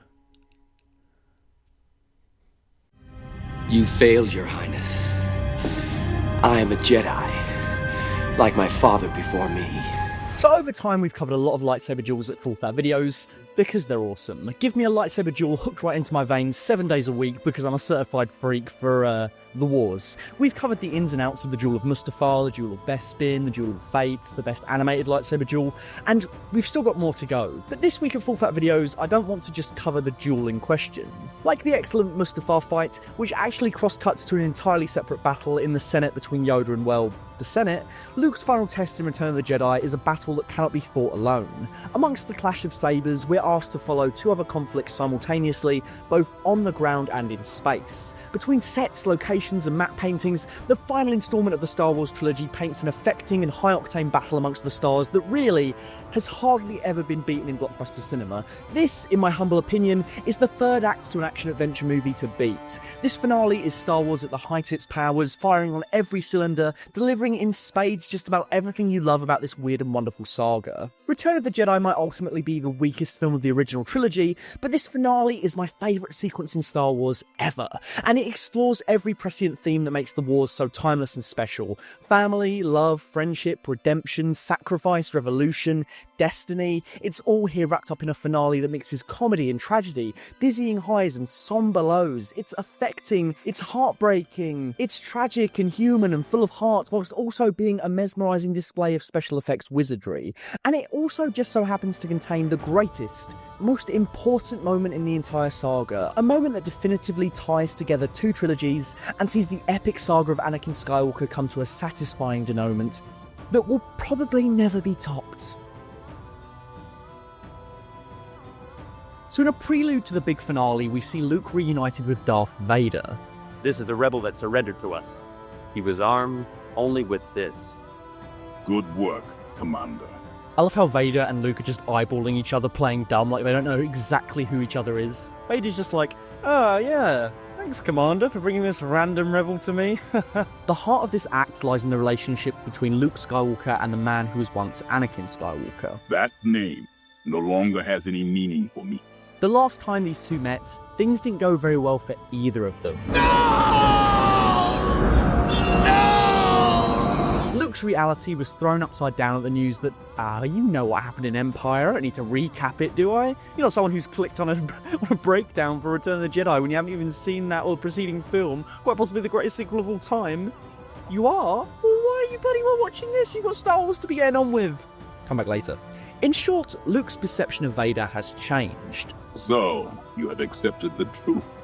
I've accepted the truth that you were once Anakin Skywalker, my father. No longer does he see the cold, monstrous visage of Vader, but a man imprisoned by the dark side of the Force. Despite having only interacted a handful of times, Luke is certain that their familial bond will prevent the Dark Lord from committing the ultimate sin. Luke and Leia are the very last echoes of the man that was Anakin. Luke believes Vader cannot kill him, because to do so would mean destroying the last shred of light within him. In spite of all the years that have passed, and everything he has done, Luke is convinced that he hasn't truly committed to those ways. He was tricked, seduced to the dark side. Anakin Skywalker is not beyond saving. I know there is good in you. The Emperor hasn't driven it from you fully. A few weeks ago I spoke a little bit about the power of Vader's performance in spite of being driven by simple physical actions devoid of any facial expressions, and I think this scene is a perfect example of that. Contrast this to the last time they met.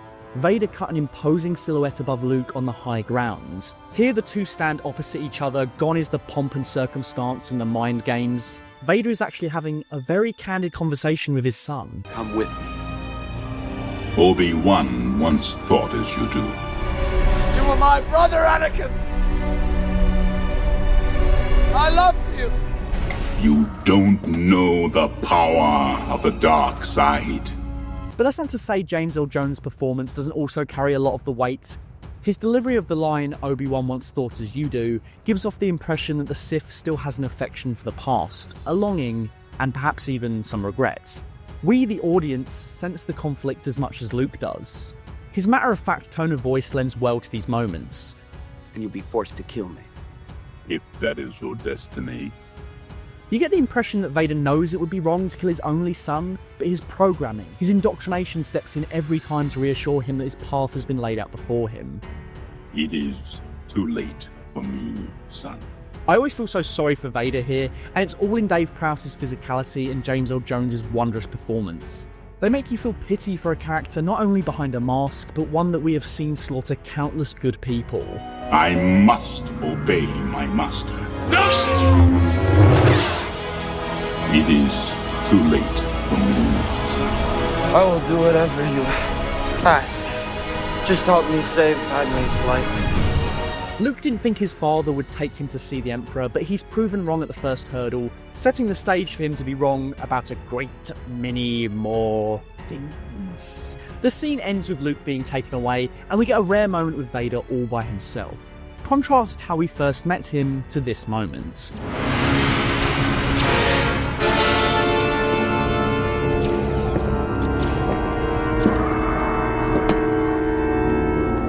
He's no longer the big bad we need to see defeated, he's the victim that needs saving.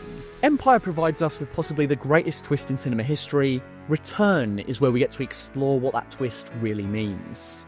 If you're watching this, you've likely seen the end of Return of the Jedi so many times, so none of this is surprising or knocking you through a loop. But I like to try and always think about how I would feel if I was 5 years old again, experiencing these movies for the first time. And with that in mind, I think the structure of this finale does a really good job of making you second guess which way Vader is going to go. Vader might very well resist the call to the light. Luke might be forced to do something he doesn't want to do. One tiny thing I want to point out right at the start is that the build-up to this finale feels epic. You ever find yourself watching an action-adventure movie and suddenly the finale just happens? Suddenly you're checking your watch, you're seeing the scale of the conflict, and you're thinking, okay, this must be the end, I guess. We're suitably in the third act. It probably just about works, but it doesn't give you the rush or the anticipation. Well, here every strand of the finale builds in tension and signals to you that yes, this is really it. What's he saying? He says there's a secret entrance on the other side of the ridge. Han and Leia's squad infiltrating the shield generator, doing a bit of the old espionage?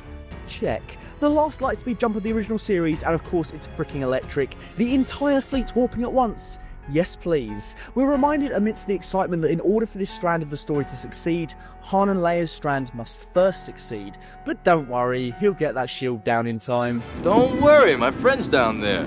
You'll have that shield down on time. Or this will be the shortest offensive of all time. We couldn't possibly hear anything more to sack the odds against the rebels. We arrive at Palpatine's throne room. Luke and Palpatine have been destined to meet for 3 movies at this point, and if you look at it in the context of the Lucas saga in retrospect, 6 movies. We've seen what he did to Anakin, we know he wants the boy, it's all been leading to this in every single sense. The first 15 minutes are just an absolute pasting to the rebellion, topped off by Palpy's mugging running commentary. Luke watches helpless as all of this unfolds, the anger, the dark side building inside him. What I love about this scene between Luke and Palpatine is just how hobbled Vader is. He watches on obediently, only speaking when spoken to, when Palpatine needs something from him. After 3 movies of seeing this guy as the absolute big cheese, it's shocking to see who the most frightening man in the galaxy is afraid of. You, like your father, are now mine. I've spoken about Ian McDiarmid's performance in Return at length in my Palpatine video from last year, so I won't go too much into his process here. If you want to find out what the original voice for Palpy was going to sound like, I invite you to give that one a watch. But I will say that every second he is on screen is of course a delight. Palpatine is one of the most important characters in not only the narrative of Star Wars, but the overarching public image of the franchise. He's up there with Obi-Wan Kenobi for being a beloved, crowd-pleasing character. Do it. And it's in Return of the Jedi that the die is cast to what kind of character Palpatine will become. All the things we love about him from his subsequent appearances, that is defined here. He's arrogant and mugging and clearly just having a total ball being on the dark side. I'm afraid the deflector shield will be quite operational. Visually, he's the perfect counterweight to Vader. Much like how James Cameron knew he could not top the hulking behemoth that was the T-800, so opted for a slimmer, leaner machine in the antagonistic T-1000, Lucas and the team make Vader's boss a short-withered man in a towel. The juxtaposition between the towering Vader and the slight Palpatine is a great image, and much like Yoda, proves strength in the Force is more than just size and speed. And he's more than comfortable to sit back and let his words do the heavy lifting. Your friends up there on the Sanctuary Moon are walking into a trap, as is your rebel fleet. Everything that has transpired has done so according to my design. He's so certain of the Empire's plan, so certain that this is their end and that Vader cannot be turned under any circumstances. He takes Vader's footing in the dark side as an absolute certainty, the same way Luke believes Anakin will return to the light. With each passing moment, you make yourself more my servant. Both of them stand diametrically opposed, competing for Vader's allegiance, signifies to the balance between light and dark that Anakin himself represents in the Star Wars universe. This scene between the 3 of them is the most important meeting of players in the entire saga. This is one of those moments where the fate of the galaxy will be decided. Palpatine goads Luke into doing the one thing a Jedi shouldn't do: pick up his weapon in anger.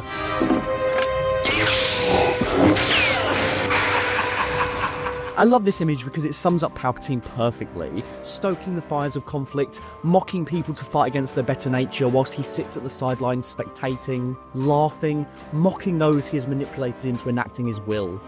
And this entire battle is a masterclass in editing. Think about the sheer amount of characters that you have to follow, all so far away from each other that some of them are in outer space, in the midst of a last stand between two armies. We follow no less than Han, Leia, Chewie, C-3PO and R2-D2, Lando and Nub-Nub, the A-Wing fighter, Wedge Antilles, Admiral Akbar, Luke Skywalker, Anakin Skywalker, Palpatine, these two Imperial dickheads, and Ewoks. Lots of Ewoks. Of course, the three visually distinct planes of action that all of these characters inhabit wouldn't be difficult to tell apart, granted, putting the coherence of the cut in the editor's favour, but what is so well communicated is the time between different characters reacting to the same plot beats. When Palpatine reveals the whole operation is a trap. It's a trap! Yes, it's a trap. It's a trap! And confirms that the battle station is fully armed and operational. We cut to see an entire starship obliterated, and Lando realises the horror. That blast came from the Death Star. We're seeing how the leaders gloat about their strategies as the soldiers on the ground and in space see them unfold. If you will not fight, then you will meet your destiny. I like that as much as we, the audience, feel Vader's conflict, the scene plays Vader's vindictive side just enough to make us feel like he's going to destroy Luke, as we see Luke repeatedly refuse and fail to stop the fight. You are unwise to lower your defenses.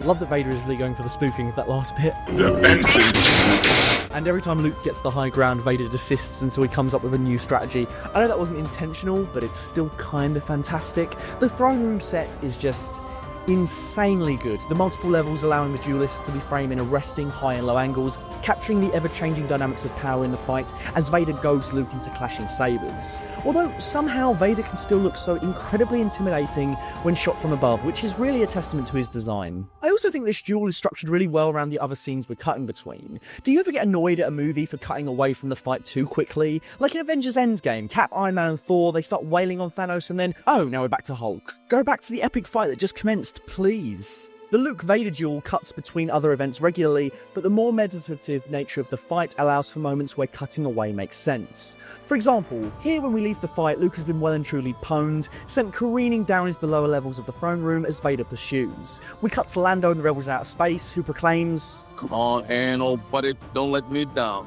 This then provides our segue to Han and Leia's battle down on Endor. By the time we're back to watching the Luke-Vader duel, the pace of the fight has slowed right down and Luke is in hiding whilst the Metal Menace taunts him. We haven't missed out on any of the fisticuffs, saber cuffs, in the interim, and so we don't feel shortchanged when it cuts from sabers to starships. I know it sounds kind of obvious, but it's something that I see so many action movies do badly, and when Star Wars can chain each scene together so effectively, it's worth praising. I sit there every time looking at all the chaos unfolding on screen, how it utterly and completely transports me into space, and I think, how the hell did this come out in 1983?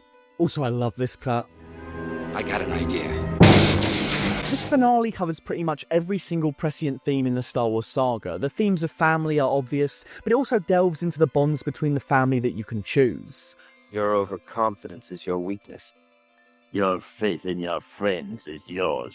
Across the trilogy, we've seen this band of characters become close. The princess who lost her home, the farm boy dreaming of a world beyond the dust and desert, the smuggler with no path, the betrayer willing to sell out, the space dog who's actually over 100 years old. You look great! Even though they're split apart for the entirety of this battle, they work together as one. All the Emperor has close to him is a broken man he once enslaved. Luke has the trust and love of his greatest friends willing to sacrifice anything to overthrow the oppression of the Sith. It was Luke's very connection to his friends that sent him diving headfirst into Vader's trap on Bespin. He willingly ventured into a battle with nothing but blind faith, and he was forced to endure possibly the single most traumatic moment of his entire life. And yet, it hasn't stirred so much as a wobble in the faith he has for his friends. Even when the fleet is on fire and Palpatine is sure it's all over, Luke continues on. He has too much of his father's heart in him.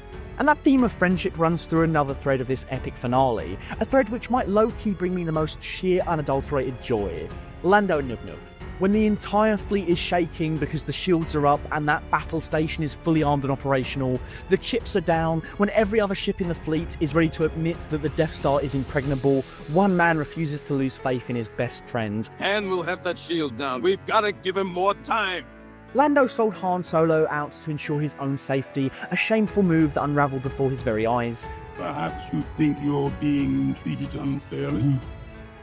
And now, when the stakes are 1,000 times higher, Lando refuses to turn and run when anyone else might call it quits. Redemption isn't just reserved for Vader. Come on, Anakin, old buddy, don't let me down. And heroism isn't reserved for Luke, or even the lead characters we've been following since the saga's inception. Something I've always loved so much about this finale is that it's a total group effort. No single moment turns the tide of the battle. It takes everyone, even the perceived little people, as well as the, literal little people, to take the Empire on. Remember this guy? I can take on the whole Empire myself. Yeah, it didn't work out for him, did it? Don't be like Dax. Be like Lando. It takes the entire rebellion to destroy the Empire, and unlike other Wars finales that spring a load of nameless ships out its arse in time for the page of the script where the good guys win for no apparent reason, we actually get a little bit of time with different members of the fleet. Who can forget this absolute weapon that takes down the Superstar Destroyer all by himself? The way Akbar just slinks back in his chair as everyone else celebrates, lamenting the loss of life even in the face of victory. There's so much heart in this moment, and it was done with an actor wearing a gigantic fish head. Hell, Palpatine is already dead by the time we're entering the Death Star's core. Finishing him off isn't even the be-all and end-all of the battle, although more on that in a bit. George Lucas has since explained that his rationale behind the first Star Wars was to show really flashy quick shots of the spaceships flying past the camera to distract from anything that would give the models away. That rationale led to the intense whip-smart depiction of the X-Wings that would go on to be, in my opinion, topped once we saw what the Millennium Falcon could really do in Empire. And look, I think in terms of the visceral thrill from seeing those ships cut through space, Return of the Jedi has the whole franchise beat. I'm going to go out on a limb here and say that every single shot of the fighters bobbing and weaving amongst the capital ships, they're all breathtaking. You're breathtaking. You're all breathtaking. Most shots remain snapped onto a particular ship, not only allowing the shot to be easy to follow, but leads to some awesome topsy-turvy angles in one continuous shot. I'm pretty sure I could watch a supercut of these on repeat all day long. And you know what? The Ewoks are fucking fantastic. You know I've got a soft spot for dogs and furry critters. Hell, I didn't even want the spider to get hurt in my Return of the King video. You didn't possibly expect me to hate on the Ewoks, did you? What's better than a teddy bear that could also beat up fascists? I don't think it's ridiculous that they mess up the Empire. It's a surprise attack on their home turf, a place they've grown up and defended forever, with the help of the rebellion on their side, not to mention that group including the likes of Han Solo, Leia Organa, and Mr. Chewie. I think it's more ridiculous people didn't expect these bucketheads to get messed up by the teddy bears. Come on. Plus there's that bit where one of the Ewoks loses his mate and he's upset. It's so sweet. How can you not like them? They're so entertaining. But I also think the Ewoks are an essential reason as to why the finale is top tier. Comedy and goofiness is just as much a part of Star Wars as Destinies and the Force, and the fact that this sequence so effortlessly slips between an Ewok wrapping his own bolas around his face to the evilest of evil entities in the entire galaxy tempting Luke to the dark side is a testament to how well it all ties together. And plus, a bunch of vertically challenged nobodies taking on the combined might of the dark side, that's what Star Wars does best. Ewoks are tiny little creatures armed with only sticks and stones, with no access to luxuries or advantages that their opponents enjoy. In the ultimate battle for the universe, there's quite possibly no better underdogs to face the Empire. And yeah, I know they were meant to sell toys, but so is all of Star Wars and most movie franchises, so, you know, if we're going to start harping on about that, let's not start with the Ewoks, eh? Let's start with insanely roided Luke. Han and Leia's segment down on the moon of Endor is probably the weakest section of the battle, but I think that's less because it sucks and more because the space stuff and the lightsaber clashing is just so damn good. The Endor bits by comparison are more fun asides. Isn't it just endlessly entertaining watching these Imperial dorks get their asses handed to them? Shout out to this poor guy who takes a tumble. Okay, now I've got to see those kids realising all too late that the bridge is about to be boarded again. Too late! Oh. Do I wish Han and Leia had a little bit more to do in this finale? Sure. I once saw someone on a forum suggest that Boba Fett should have survived in the first act of the movie, only to emerge as an Imperial gun for hire in the third act, tasked with guarding the shield generator. That would have been a cool way to raise the stakes in this segment and give Han and Leia a more concentrated physical threat. Plus, Boba could have gone out like less of a bitch. But that's more of a note on the action. The character side of things I find extremely satisfying. Not only does Han Solo trick the Imperials into simply walking outside the base Seriously, the dumb should have just stayed indoors, it's hilarious. It's also the impetus for the best Han Solo shrug of the series. You get full tilt muggy Han Solo, but you also get to watch him melt too. I love you. I know. What a simple but satisfying coda to one of the most iconic moments from the last movie. When he comes back, I won't get in the way. After all of the swagger and the charm, Han Solo is really just a boy standing in front of a girl. He cares about Leia's happiness before his own. He'd rather see her with Luke if that is what she wants. Once a smuggler who initially claims to only be in it for the money, now the rebellion hero who helped take down the Death Star. Once petulant and self-centered, now selfless, loving, kind. All things that were always in Han Solo. And luckily for Han, and to be honest, the audience, Leia doesn't want Luke. He's my brother. If you will not turn to the dark side, then perhaps she will. I feel like this is one of the exchanges between Luke and Vader that really sells us on the fact that they are father and son, particularly if you look at the twin Lucas trilogies in unison. We know that Anakin feared the death of others and the continual loss of those closest to him. This was a fear that only served to torment him more and more until the allure of the dark side proved too much. We know that there's precedent for a Skywalker's fear to oh so easily transform into rage. Vader knows this better than anyone, and the fact that he then uses that same trigger, that fear of losing a loved one, to coax the same response out of Luke is chilling. Your feelings for them are strong, especially for Sis. This is the very last time in the series that Vader gets to be evil.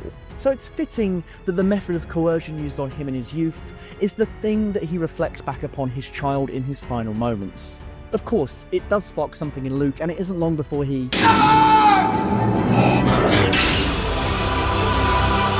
Everything is going as planned. Luke has proven that he is the superior Skywalker. He's bested Vader and sent him to the ground whimpering. Your heat has made you powerful. Now, fulfill your destiny. And then without dialogue, we cut between Luke's disheveled face to his own hand and then to Vader's limb. The process had long since begun. Luke has been training to become a Jedi, or has he slowly been groomed into a Sith? The same gradual process, the same mind games that twisted his father's mental state until nothing of the original good-hearted man was left. All Luke has to do is accept the Emperor's offer, and all of this can go away. Ultimately, this duel isn't about saber swings or power levels or besting your opponent. Luke wins, inverted commas, because he gives up the physical battle. He destroys Vader, but decides to leave him lying on the ground in lieu of delivering the final blow. Finally, Vader feels what it was like to be Dooku in the final moments of his life. He knows all too well how powerful Palpatine's charm and charisma can be when that promise of ultimate power is dangled in front of you. Surely he can only assume that same promise will goad his own son down the same path he failed to resist, and it's going to play out in exactly the same agonizing detail before his very eyes. But Luke still holds on to something that Vader has forgotten. He is a Skywalker. You failed, Your Highness. I am a Jedi, like my father before me. He tosses the lightsaber away, the only tangible defense against the master of the Sith, and Luke Skywalker flings it to the side. Lightsabers, so uncivilized. The Force is a far more elegant weapon. As if these weren't the biggest balls Palpatine has ever seen, Luke steps it up even more with what is, to my mind, the best line of the entire series. You failed, Your Highness. I am a Jedi, like my father before me. I refuse your paradigm where my father is a terrible person just because you bullied, eviscerated and indoctrinated him until barely anything was left of who he used to be. I refuse to give up no matter how many times he tries to kill me. I refuse the next part in this chain. I refuse to let you win, even if it means the end of me and him. I'm going to plant myself like a tree and say, no, you move. It goes about as well as you would expect. No, but seriously, it doesn't matter that he's defenseless, of course. It's about the sacrifice. Vader has done so many bad things and maybe doesn't deserve saving, but Luke still forfeits his life just to show him that Anakin Skywalker is worth it. And he's the only one that can destroy Palpatine. Luke's stand is the moment that defines him as the greatest Jedi in the series, which can only really be challenged by one true contender. Hello there. Yeah, look, I can't get enough of some Obi-Wan just as much as the next Star Wars fan, and he's endlessly fun to watch no matter what era or actor you choose. But if we're being really real here, It's Luke that manages to save Anakin Skywalker when literally no one else could. Anakin, not a perfect Jedi, but ultimately a good man. Anakin is the chosen one, but the honour of greatest Jedi will always belong to this small-time farm boy. What might have happened had Obi-Wan refused to let Anakin go on that fateful day upon Mustafar all those years ago? As awesome and as dear as Obi-Wan Kenobi is to me, it is Luke that accomplishes even the one thing that Jedi Master could not do. And Vader doesn't murder the Emperor. His actions are not born out of bloodthirst. He kills the Emperor because it is the only way to save his son. He isn't goaded into giving in to his worst self. He is convinced that the best version of who he can be still lingers deep down inside him. I know it might seem strange to ever refer to Vader as sweet, but the way he turns back and forth between Luke and Palpatine, trying to decide what to do, it just gets me. And then that little tilt down to the floor, as if he laments on all of his bad deeds every time he chose the quick and easy path to become an agent of evil. He finally says to himself, no. For clarification, he says no inside his head. That's the superior version by a mile. Don't like that change in the most recent editions at all, but anyway. Vader dies, and Anakin Skywalker rises. The return of the Jedi.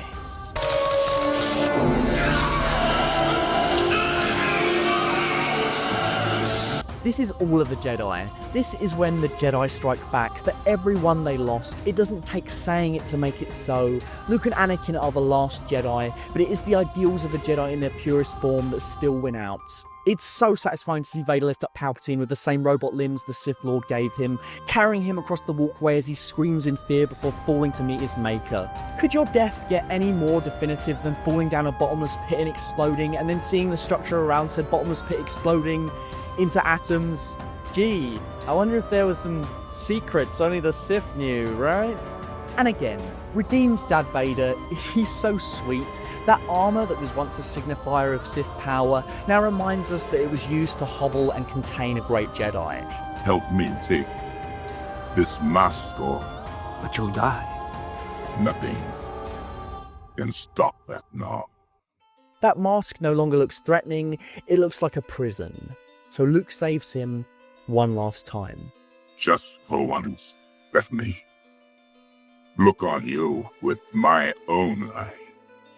Anakin Skywalker here is played by the late Sebastian Shaw, and what a performance it is. Shaw conveys the weight of this moment almost exclusively in those kind eyes. You feel the catharsis that the character has been waiting for all this time. Many actors have betrayed the dual visage of Anakin Skywalker, but this performance might just be one of my favourites. How can any Star Wars fan forget that smile? Plus, Anakin's last line in the series is beautifully heartbreaking. Tell your sister you were right.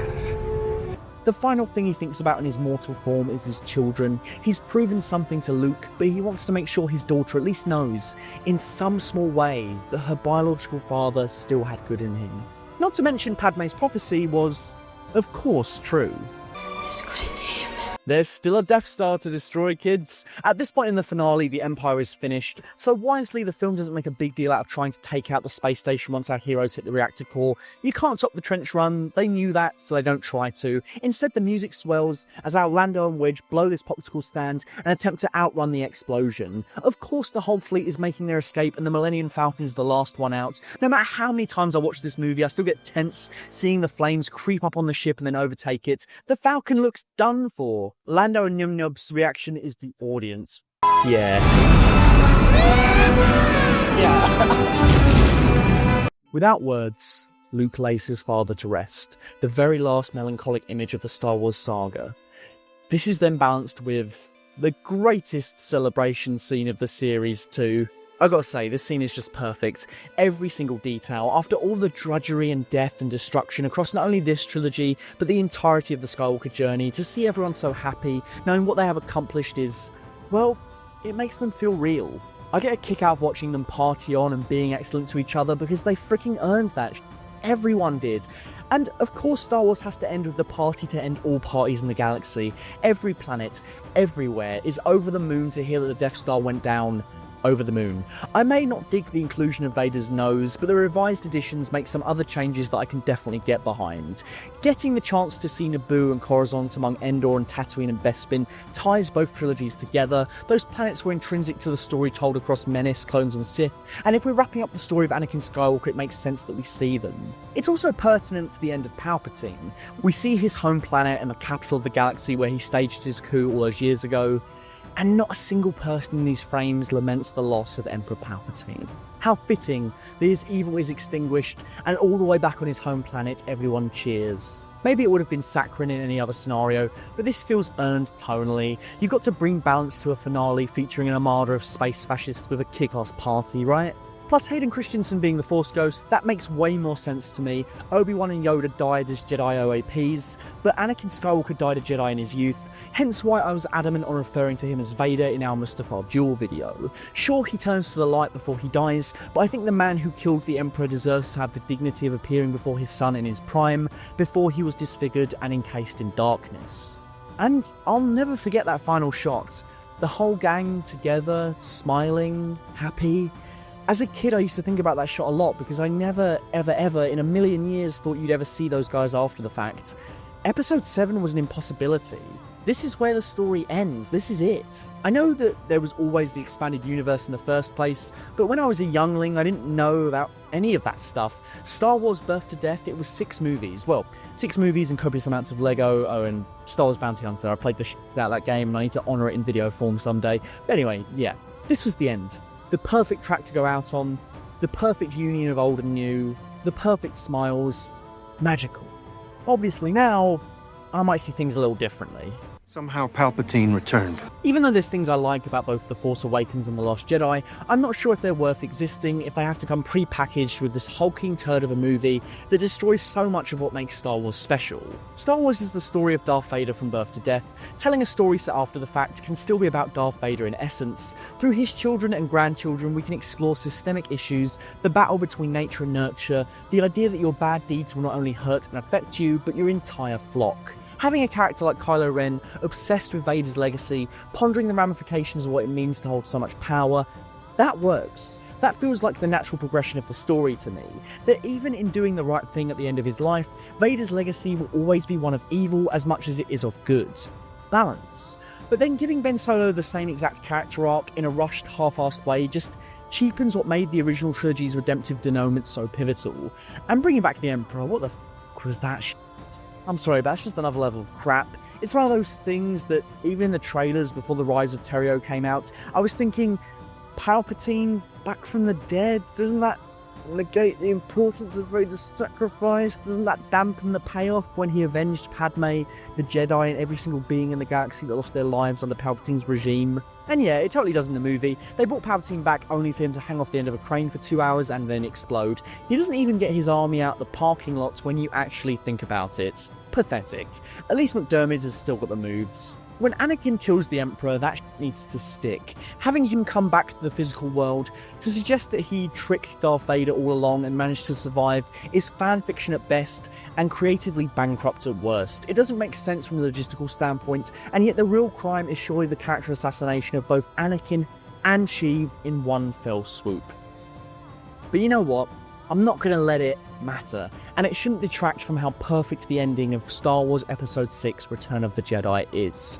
I'm still not sure if I want the sequel trilogy to exist as canon in my head, which makes me sad to say, even if there's things in it I loved amongst the things that so sorely disappointed and bastardized the whole story that was wrapped up in a neat little bow. I don't want to dwell on hating those things too much.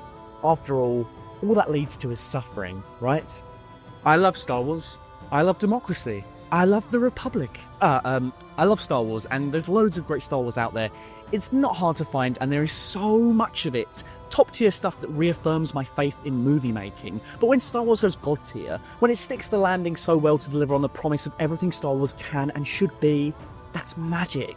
That's the kind of storytelling that reaffirms my faith in people, in our ability to always let our best selves prevail, in our patience to allow people to pick themselves back up. Star Wars, no matter what infighting might go on, no matter what quibbles might be had over who shot first, or what is and isn't true to a character, it's ultimately a force for positivity, a chance for love to trump hate, an opportunity to remind us what we can accomplish together, no matter what power we may hold or how powerless we might feel. It reminds us of the importance of family as much as it shows us the strength of the family we choose, and it shows us that no matter how impossible or insurmountable the challenge may seem, there is always a way to get up and do.